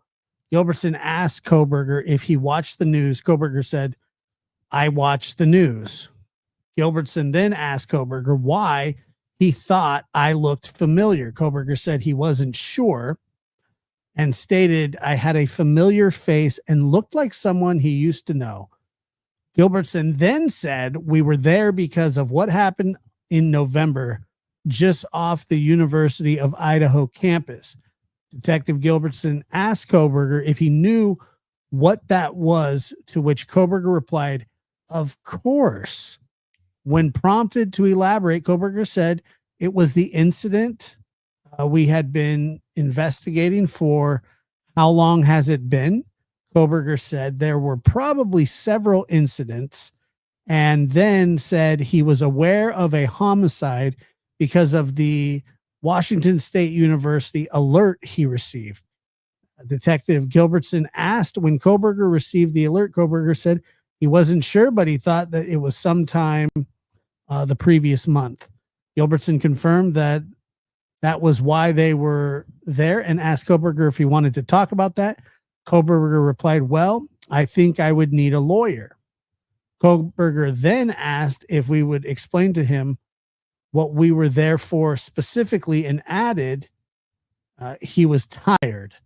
Gilbertson again stated we were investigating the homicides of the 4 students and that we had questions and things we'd hoped Kohberger would help us understand. Yeah, and you see, remember we going back to the very first introduction? "Hey, I'm Detective so and so, such and such from such and such an agency. Yeah, blah blah blah blah blah blah. Hey, we're here investigating the death of 4 people in Moscow, Idaho. Quite frankly, Bryan, I've never met you before. You've never met me. And I'm not really sure, how you even fit into this, if anything. So, what I'm going to read your Miranda rights, blah, blah, blah. And that's when you do all of that. Okay. You get it out of the way. You tear the Band-Aid as quickly as possible. Mhm. And you see how I just delivered that? Hey, Josh, I'm Detective McDonough with, agency in Southern California. The reason I'm here this evening, and by the way, I'm so sorry it's 2:00 in the morning. This is absolutely crazy. Are you tired, by the way? Maybe I should ask that first.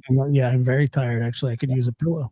I do not blame you 100% at all. In fact, I'm exhausted as well. But anyway, we're investigating, a quadruple homicide back in Moscow, Idaho, and your name has come up in this. And to be honest with you, I don't even know where you fit yet in the totality of this thing. However, I have to follow the Constitution, kind of like you're a master's degree in criminology, and I'm sure you're going to teach me a whole bunch of things here. But just to make sure that you're covered, I'm covered. I'm going to read you your Miranda rights. Are you good with that? Yeah. What's up with that pillow? Yeah, exactly. And so then boom, you rip the Band-Aid off. Okay. And then you go into the conversations about, so tell me a little bit about your life. Well, what do you mean? And that's where you get the cat and mouse. And you play all that cat and mouse for the first couple of hours, but you shift that, okay, to where the you're looking for the lion, the mask. Okay. You're looking for the mask. Okay. And this is where folks, I'm going to teach somebody something here. You know this because you've been here already. Our lives are three buckets. Okay. What are our 3 lives, Josh? Public, private, and secret. You got it. Awesome. Not my first rodeo. You got it, man. Public, private, and secret. Where's all sin and where's all crime? Out of the 3 lives. Personal and private. No. Damn it. It's okay. No wrong answer. Yeah, there is. You just said no. All sin, all crime is in the secret life. Okay, well, I was sort of close. No, you were sort of close. Yeah, so now, if that was a good, if I say to you, if I ask you a question and you have stuck the axe in your grandmother's forehead. I'm sure she'd love to hear that. Well, you're never going to do that. I don't have an axe. And I apologize. That was a bad analogy. All right. I know exactly what you're talking about.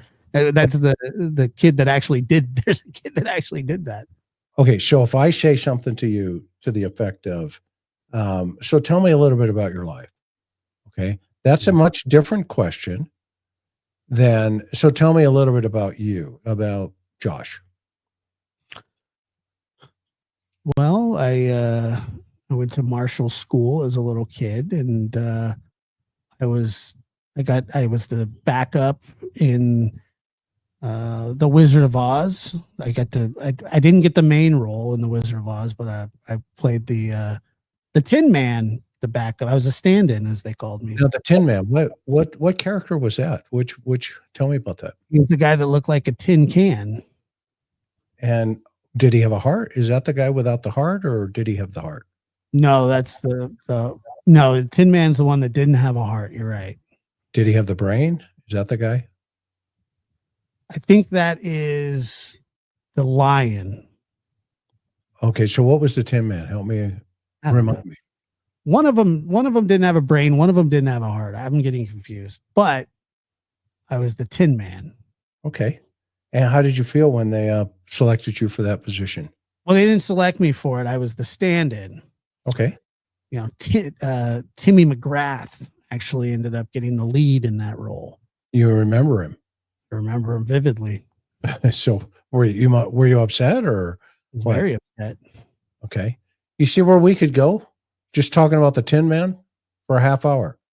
just by asking one question. So tell me a little bit about yourself.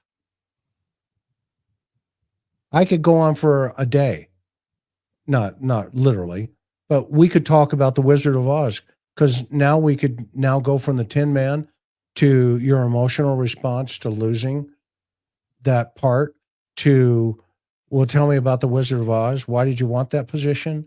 Why did you want to be the Tin Man, or was there another character you wanted to be? You see that these are potentially alter egos that you may be projecting. Okay.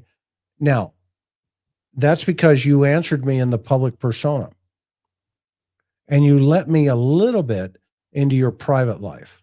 Not a whole bunch, but you started to go down that road. So I was going to grab that and create bridging statements with that. And I'm going to take you down that road, but you're not realizing you're going down that road. Okay. And it's the same thing. Now, with crime and criminals that have jeopardy, they're going to try to hide that as much as they can and for as long as they can. And they're going to play little games, mind games. Okay. So that's where investigators, you always, as a good investigator and a good interviewer, always start out with, Josh, I appreciate having the opportunity to talk about a little bit about your life, and thank you for trusting me this evening with sharing, because I want to share my trust with you.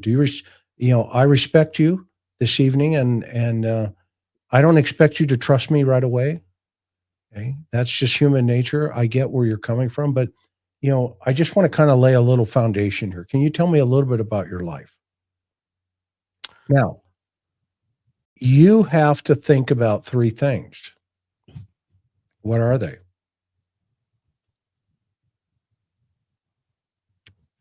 The buckets? Yeah. You have to think about, if I say this, that could lead to him knowing that I shot the guy. If I say this, I'm safe. So I already know you're going to answer me in the public persona.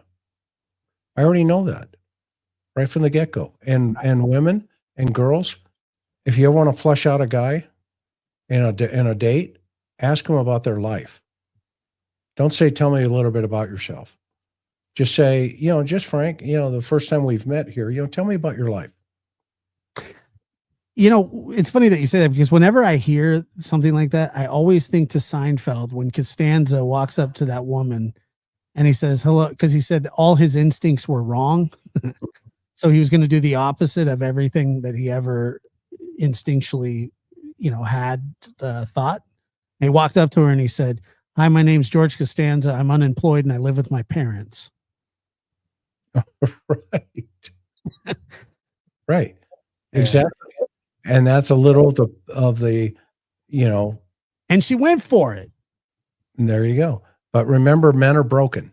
You can't fix them.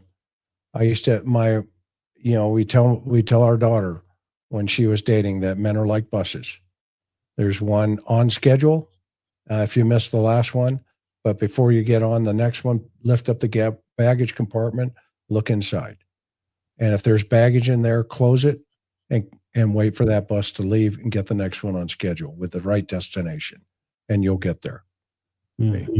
And my daughter was like, Dad, why did you used to, she never had a lot of boyfriends because your dad was a homicide detective that walked around with a gun. Well, my background is criminal behavior analysis. And you had a gun. That was my problem. And it's still my problem. But to this day, I love people. I try to get along with people. Okay. But in this situation, we go here, look at, we're into how many paragraphs? We're into the second to the last paragraph where Kohberger is asking the question. He's trying to prod them. Look, you guys are here for the murderers. He wanted them to say just right up front, look, here it is, blah, blah, blah. Okay. But they were holding off. Okay. And, because they wanted to just keep him talking. We got to keep him talking. Well, the way you keep him talking is you start at his elementary school, like I said. Okay. You don't start at WSU and driving back with your Yeah, dad. like reverse, yeah, going backwards, right. Right. Go forward. Look forward. Yeah. Yeah. That's that's why my Karen, she tells, she told all her girlfriends, as you know this story. Thanks, Amy.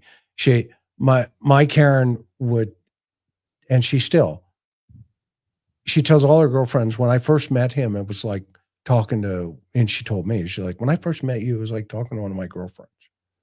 Yeah, I remember I did that extremely the wrong way. Did she tell you that? She told you? And Yeah, I remember. And I think that was the day I fell asleep on the phone. yeah, well, she called me Chatty Cathy. That's what that was my nickname from her. I was like, what? Chatty? She goes, oh, you're chatty, but you listen. Yeah, because she loved it though. Oh, she loves me, and I love her to death. Of course. Yeah, the world would never be right without my Karen. Of course. In my life. But that said, my wife has an amazing sixth sense about people and women and guys. I mean, she's got it. And all you gals know, I'm preaching to the choir here, and forgive me because I don't know what it feels like to be in your shoes, but I know you guys all have that radar that you're able to go, weirdo, and you peg them. Okay. And I listen to that personally. I listen to women when I would interview suspects or victims or something. The gals would tell me, detective, I got to tell you something. What's that? That dude is weird. Oh, really? Okay. Why? Help me understand. And that's the qualification question. Why? Help me understand. And with this guy, we getting back to this real fast. At the end, he says, well, I guess I should have a lawyer if I'm going to talk about that. Just imagine all the other information you could have had, even if it took 2 hours to learn about, why he started losing weight, when he became a vegan. Just imagine walking him through that whole part of his life. This report would be 10 times longer. And I hope they did that. And this is a they just stuck it here to say whatever it says, right? I hope I'm totally in left field. I don't think I'm going to be, but I hope I am. We'll see when it comes out. So in the last of it here, Kohberger sat back, said he had the utmost respect for law enforcement, but stated it was a constitutional right to speak to an attorney. Detective Gilbertson in Moscow was an alert that came to his phone. Kohberger then said he wanted to talk to an attorney, he wanted to speak to an attorney. Kohberger then asked where his parents were and where his dog was. Kohberger rearranged again and asked what questions we would have for him. Detective Gilbertson then asked Kohberger again if he understood his rights and asked specifically what Kohberger wished. Kohberger asked what specifically we wanted to. Is he fishing here? Is that what's going on? Okay, let's stop. Okay. Look how he thinks. What is the most important thing in his framing of that sentence, of these sentences? Who is he? What is he framing? Well, I mean, he wants to know what they know without him saying anything. Okay. Is that wrong? No, there's no wrong answer ever. No, there is. But what he's doing is he's framing back the dog and the mother problem. Oh, yeah. He's obsessed. At the very end, before he's lawyering up, he's talking about his dog and his mother. That's where I said when we started this whole conversation, okay, They should have framed that quickly and stayed on it. Whenever somebody says, how's my dog?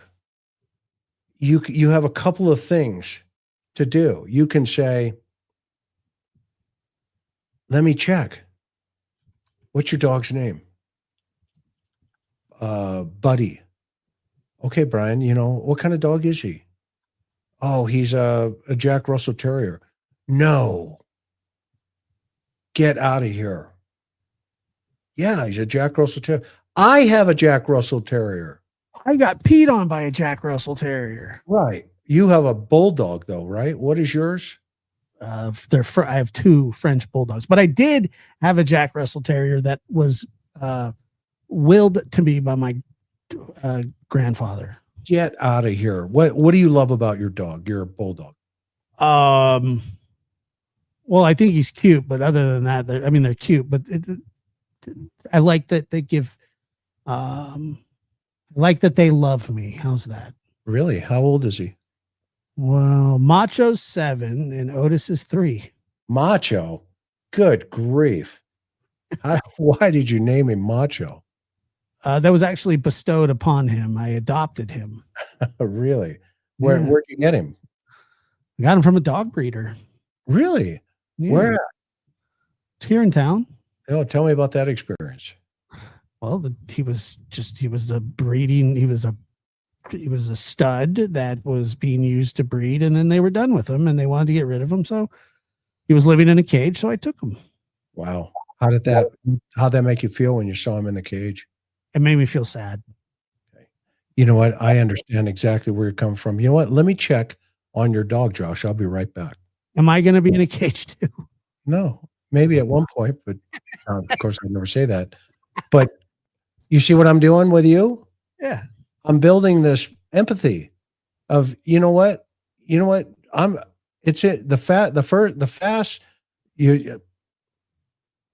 first thing that came out of this guy's mouth was, how's my mom and how's my dog? Those are qualifiers. So an experienced investigator goes, hook, going on the line, pull them in. What do you got? It's a mom. Okay, what do we know about mom? Mm-hmm. Okay. Okay.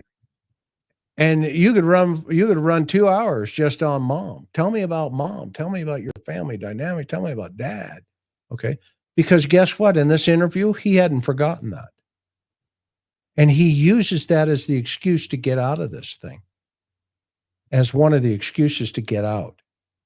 So if you took that away from him in the beginning, where the guy would be like, oh, wow, maybe this dude feels like, he's going to get some information about my mom. Mm-hmm. You know what, Josh, let me go check on your mom. I'll be right back. Mm-hmm. Okay. And then you come back in, you go, I really appreciate you giving me the opportunity and trusting me to go learn, to meet your mom. But she got hit by a bus. So tell us what you know. Right. But at the same time, okay, you're taking every opportunity to teach without teaching, but to learn from the teacher.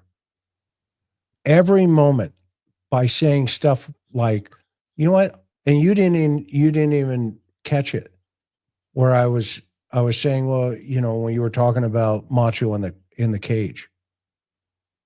Okay. I asked you how'd that make you feel? Made me feel sad. Right. So what did I qualify? For me, I asked that question to see if you had empathy. What if I asked that question to Bryan Kohberger? Bryan, when you're worried about your dog, how does that make you feel? And if he goes, I don't care. Guess what? I got to put that in the win column over here. Man, this guy, I don't know how far. Okay, I know that there may be some empathy here, maybe not. I'm not sure. And you got to play it that way. And you got to run down that road. Okay. Or you put a barrier up and say, road closed for now. Open in 10, maybe 5 hours, 3 hours. And then you come back to it. Because then you can always say, remember earlier we were talking about your dog? Yeah. Bryan, I gotta be honest with you. I think you're being too hard on yourself. Mm. See where I could go with that? Yeah. It makes me sad to think that, I was reading your stuff. Help me understand about this, this snow that you had, this visual snow thing going on. I was reading your stuff, dude. I mean, what? Teach me.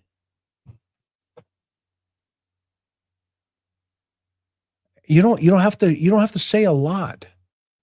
The human spirit will want to tell you, yeah, I wrote all that stuff. Okay. And then you can qualify it with, is there a duality within inside of you? Were you feeling there was a duality? And you can keep tying him. You can tie him closer and closer and closer to the house. And then you get to that place where you can say, well, I know you're very aware that that we found a knife sheath on it in there. Okay. And yes, I'd be lying to you to tell me there's not DNA on it. And quite frankly, Bryan, it's your DNA. What do you mean it's my DNA? Well, that's why I'm sitting here, bro. And you've already had 4 hours of conversation of building that shared trust to where I've checked on your mom, I've checked on your dog, I've walked, through your Tin Man. I understood your dog in a cage with you, and we did it together. That's how you have to handle Bryan Kohberger. Now that he's in a cage, okay, it actually gets easier. Yeah. Right. Well, he's got nothing to do.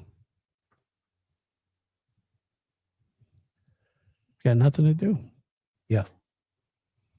I mean, it's very interesting, the step-by-step process of this. So, like I said, and I see why you teach this stuff to hundreds and if not thousands of people every year, new law enforcement officers, even older ones too.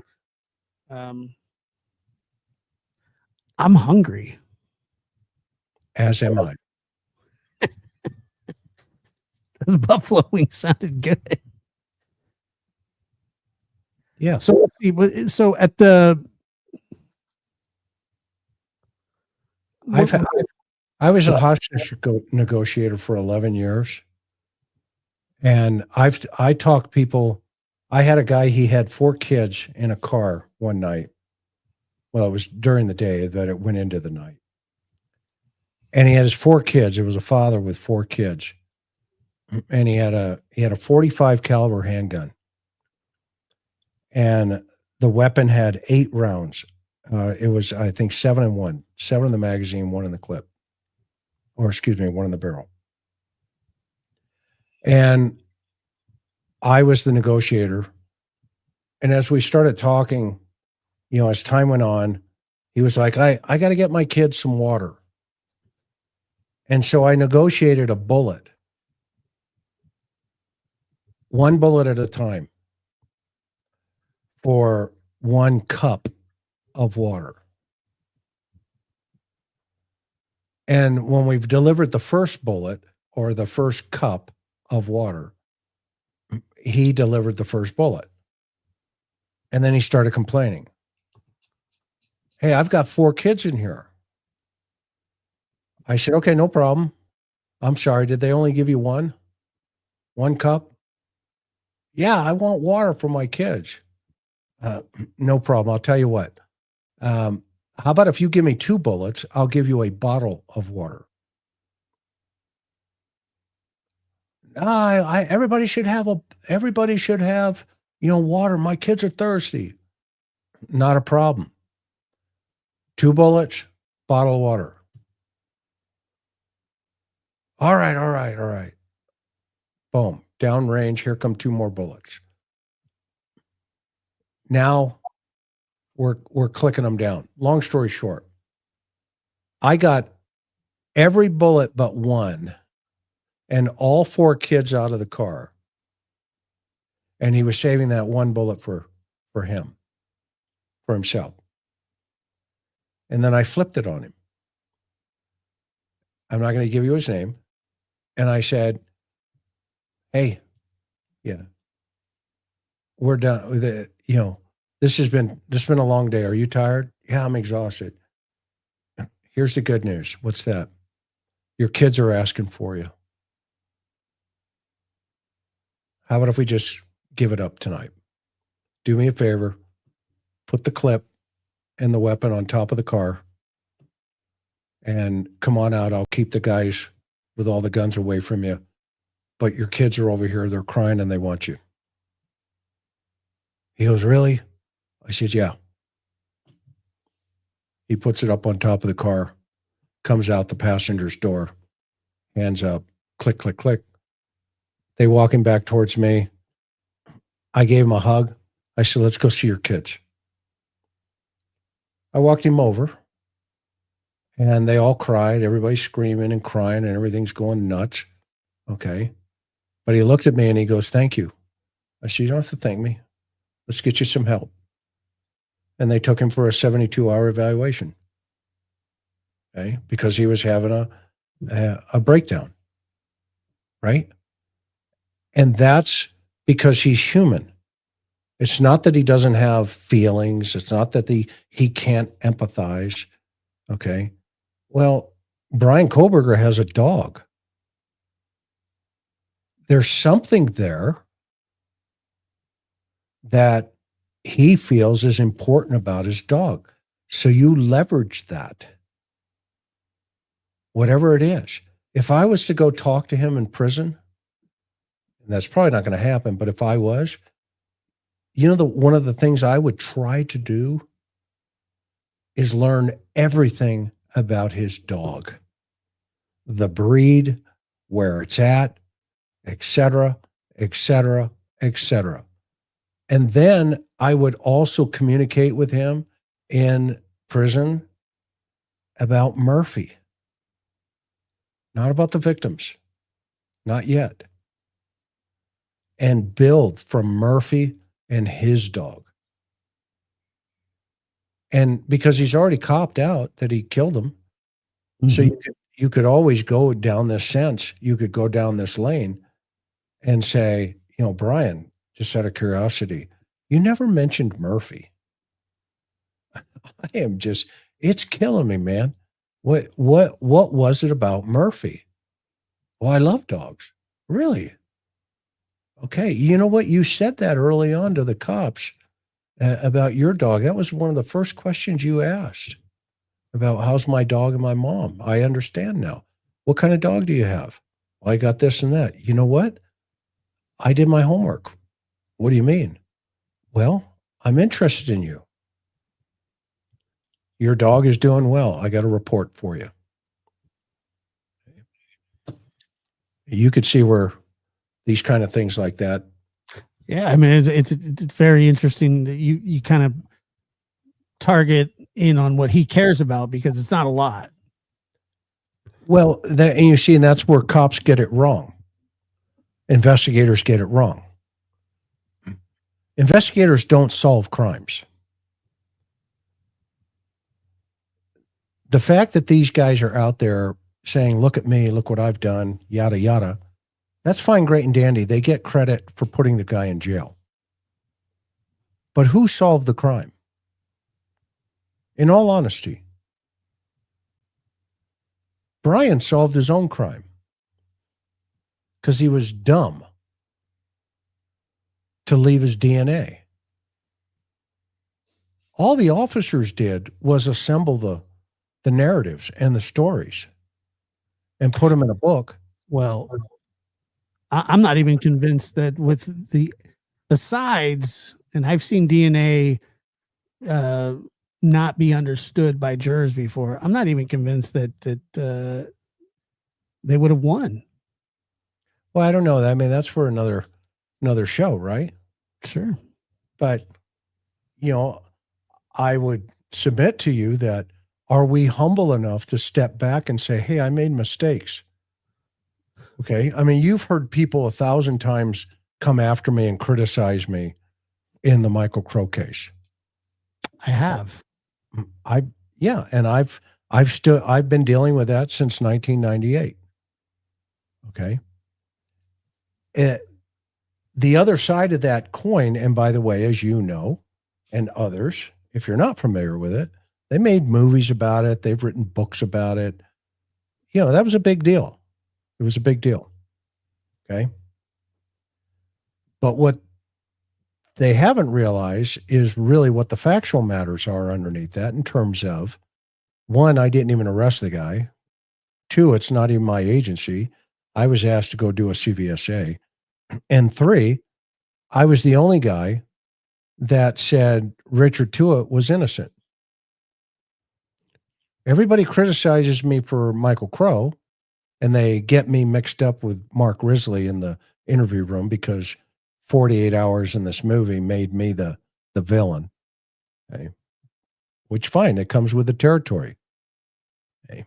But you can't be the villain in one case, and then less than 30 days later, you're sitting in the interview with Brandon Wilson, and he's showing you how he killed a 9-year-old little boy.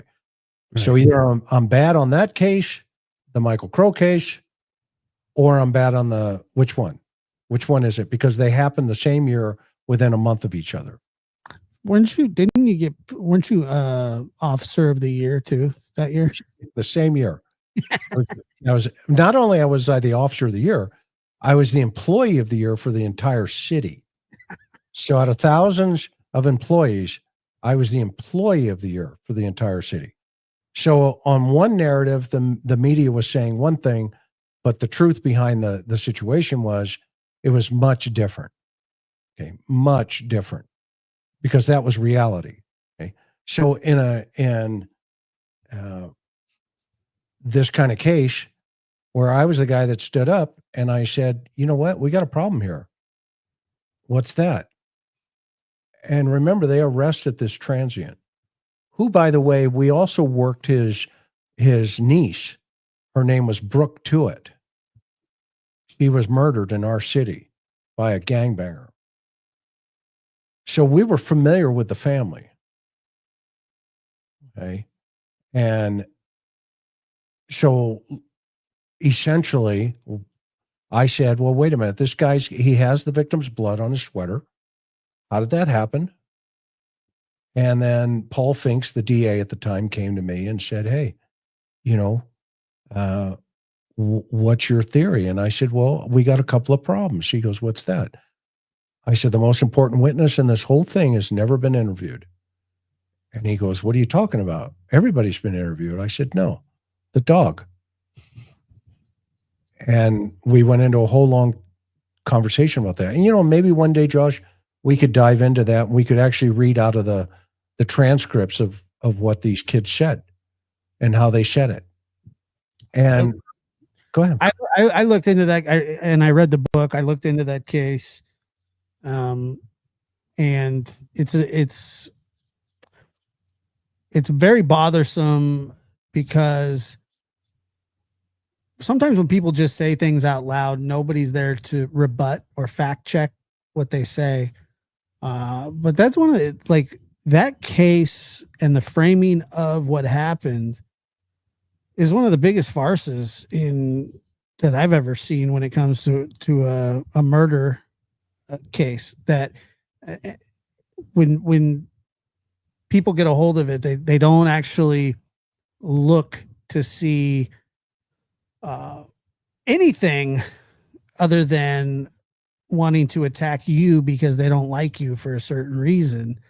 The fact of the matter is, I don't know what channel it was, but I remember when you were being interviewed about that case, you said, or they said, that even though McDonough wasn't there for the harshest parts of the interview, they asked you. People don't know. People think that you're the guy leaned over, looking at Michael while he's crying and interrogating him. That's not you. You're not that person.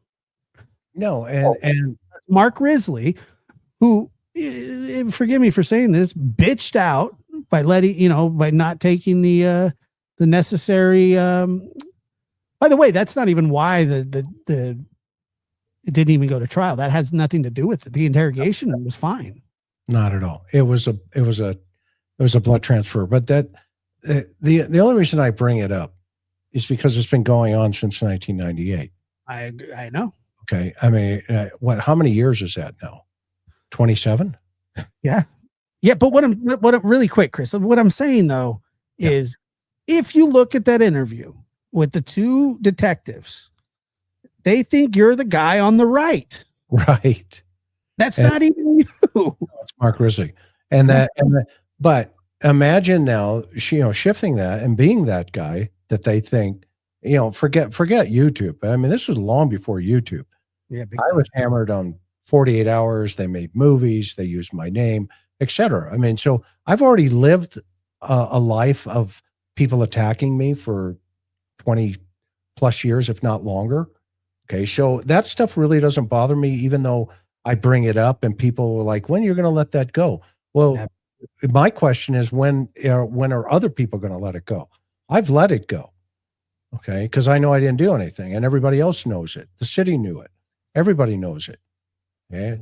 But at the same time, every time I go to testify in a murder trial, for an example, that is the very first case that's brought up to try to impeach me. So I have to put my narrative out there and say, well, I was the guy that said Michael Tuitt or Richard Tuitt was innocent. I was the guy that would not testify with everybody else to say that he did it. I was that guy. Okay. And nobody says that. And so that's the narrative I always like to preach. Why not? Because he was found not guilty in that case. And so now the question comes back, okay, then who killed her? Who killed Stephanie Crow? Who did it? Michael Crow. Well, you know what? It's my personal opinion. Right. Exactly. Okay. It's only, most brothers talk about killing their sister with their friends and actually write about it in a book that says, I want to kill my sister. And then the sister ends up dead. Go figure. So the idea then is, in this situation, they should have grabbed it. They should have run with it, because look where he took control. Kohberger sat back. The officer writes the body language into the report. Kohberger sat back and said he had the utmost respect for law enforcement, but stated it was his constitutional right to speak to an attorney. Do you know where else we heard that? No. Mr. Kohberger, do you have anything to say? I respectfully decline. You see a theme here?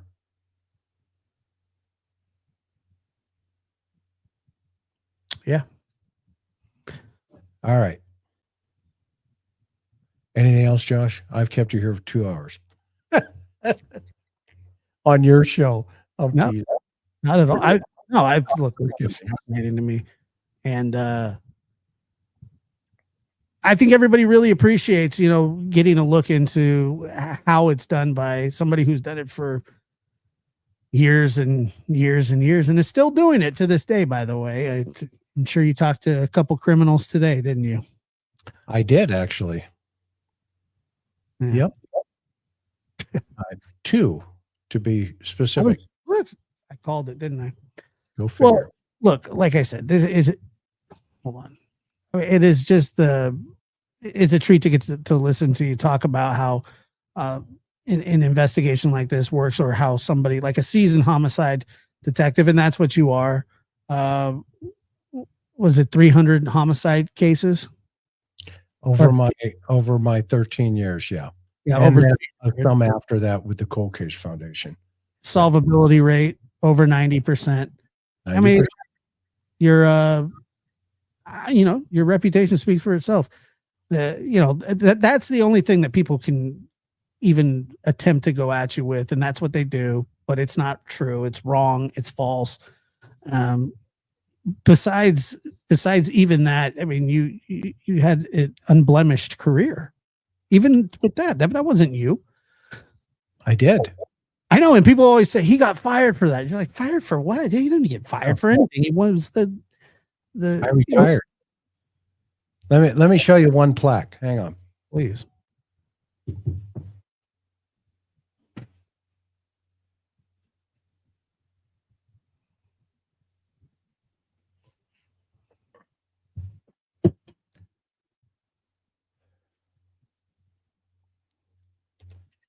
This is I don't know if you can see this. This is 1995 alone. It says crimes of violence, homicide, Detective McDonough, in appreciation for your dedicated service, over 25 homicide investigations. Right there. You can read it for yourself. And that's just 95. That's 1995. I worked over 25 murders just in that year. I was 10. Well, but I'm not saying, you who look at me, okay, but I am kind of. It's like this is this isn't my first rodeo. This is my wall of shame. Nobody saw this until I put it up. I didn't have it up in my. You should be proud of all of that. And I know you are. Well, if I forget that I am just organized matter or dirt from the Lord, then that's how you make mistakes. Because then you think,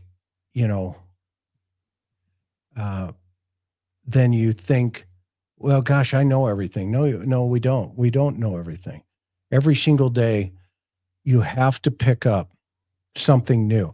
Now, if you think about that, and just in 95, everybody just saw it, 25 murders. Mm-hmm. That's me. That's me, right? I'm involved in all that. Okay.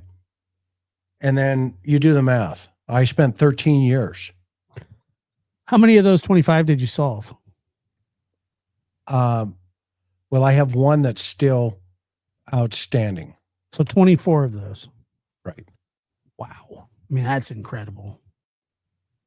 And it's a Marine that was shot while sitting in a car dropping his daughter off at a quinceañera. So those are things. And in my time, we didn't have computers. In fact, when I started homicide, we had AB blood typing.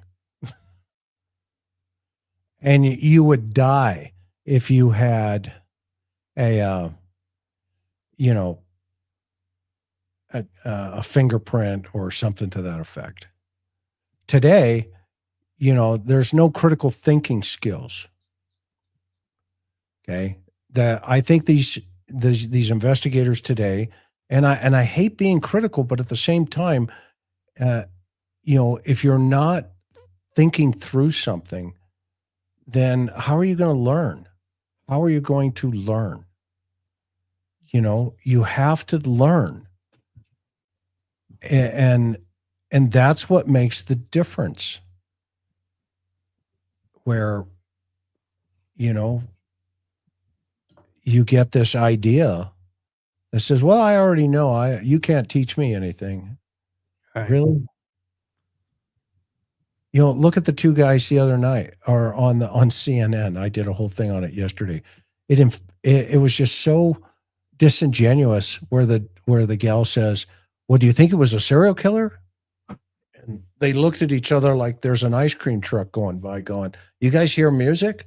What? Serial killer? We've never heard that word before. That didn't even occur to us. Really? Then get out of the business, because you're making yourself look really stupid, really dumb. Get out while you got a chance. Okay. Yeah. I mean, they really did that. Well, that didn't even occur to us. Well, then why did you call the behavior science unit? Why'd you bring the FBI over?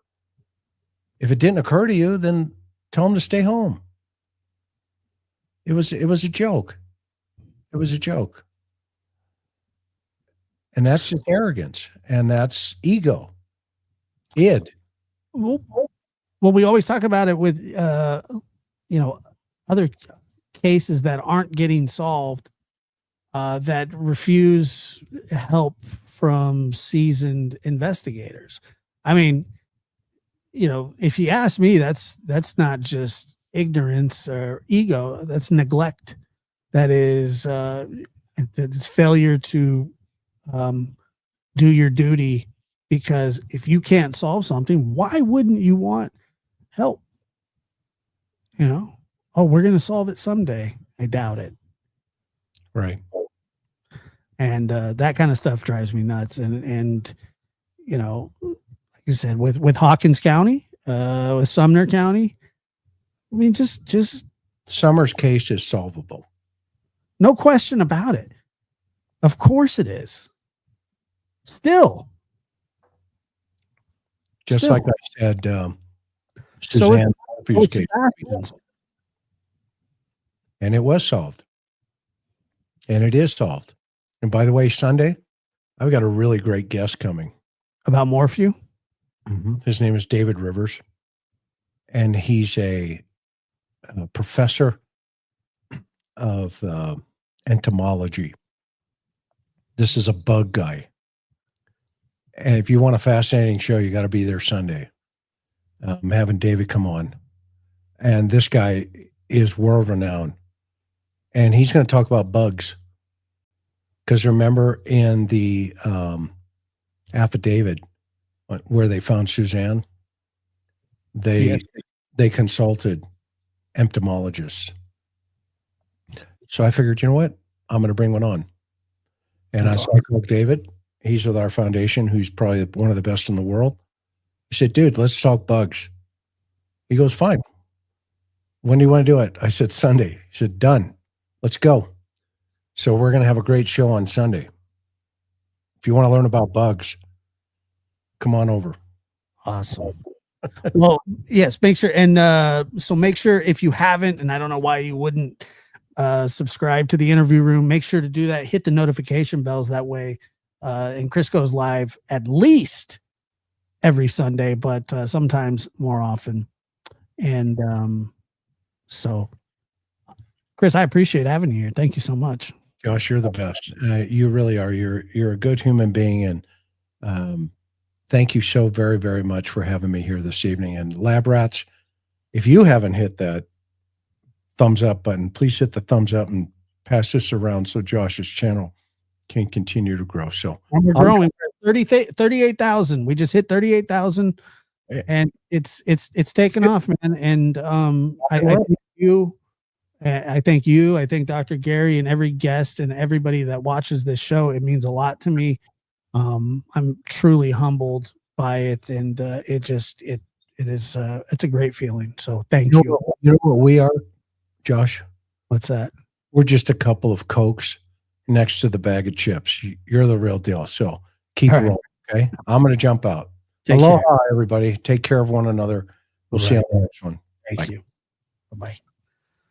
All right. Wow. That's a super zoomed in.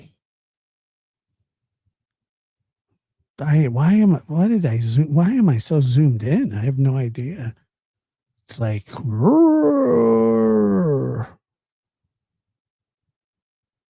anyway, that's better. I love chips too, Callie. Chris is great. And baby kisses. Thank you for becoming a member. All right, guys. So thank you, everybody, for being here. We appreciate Chris's time and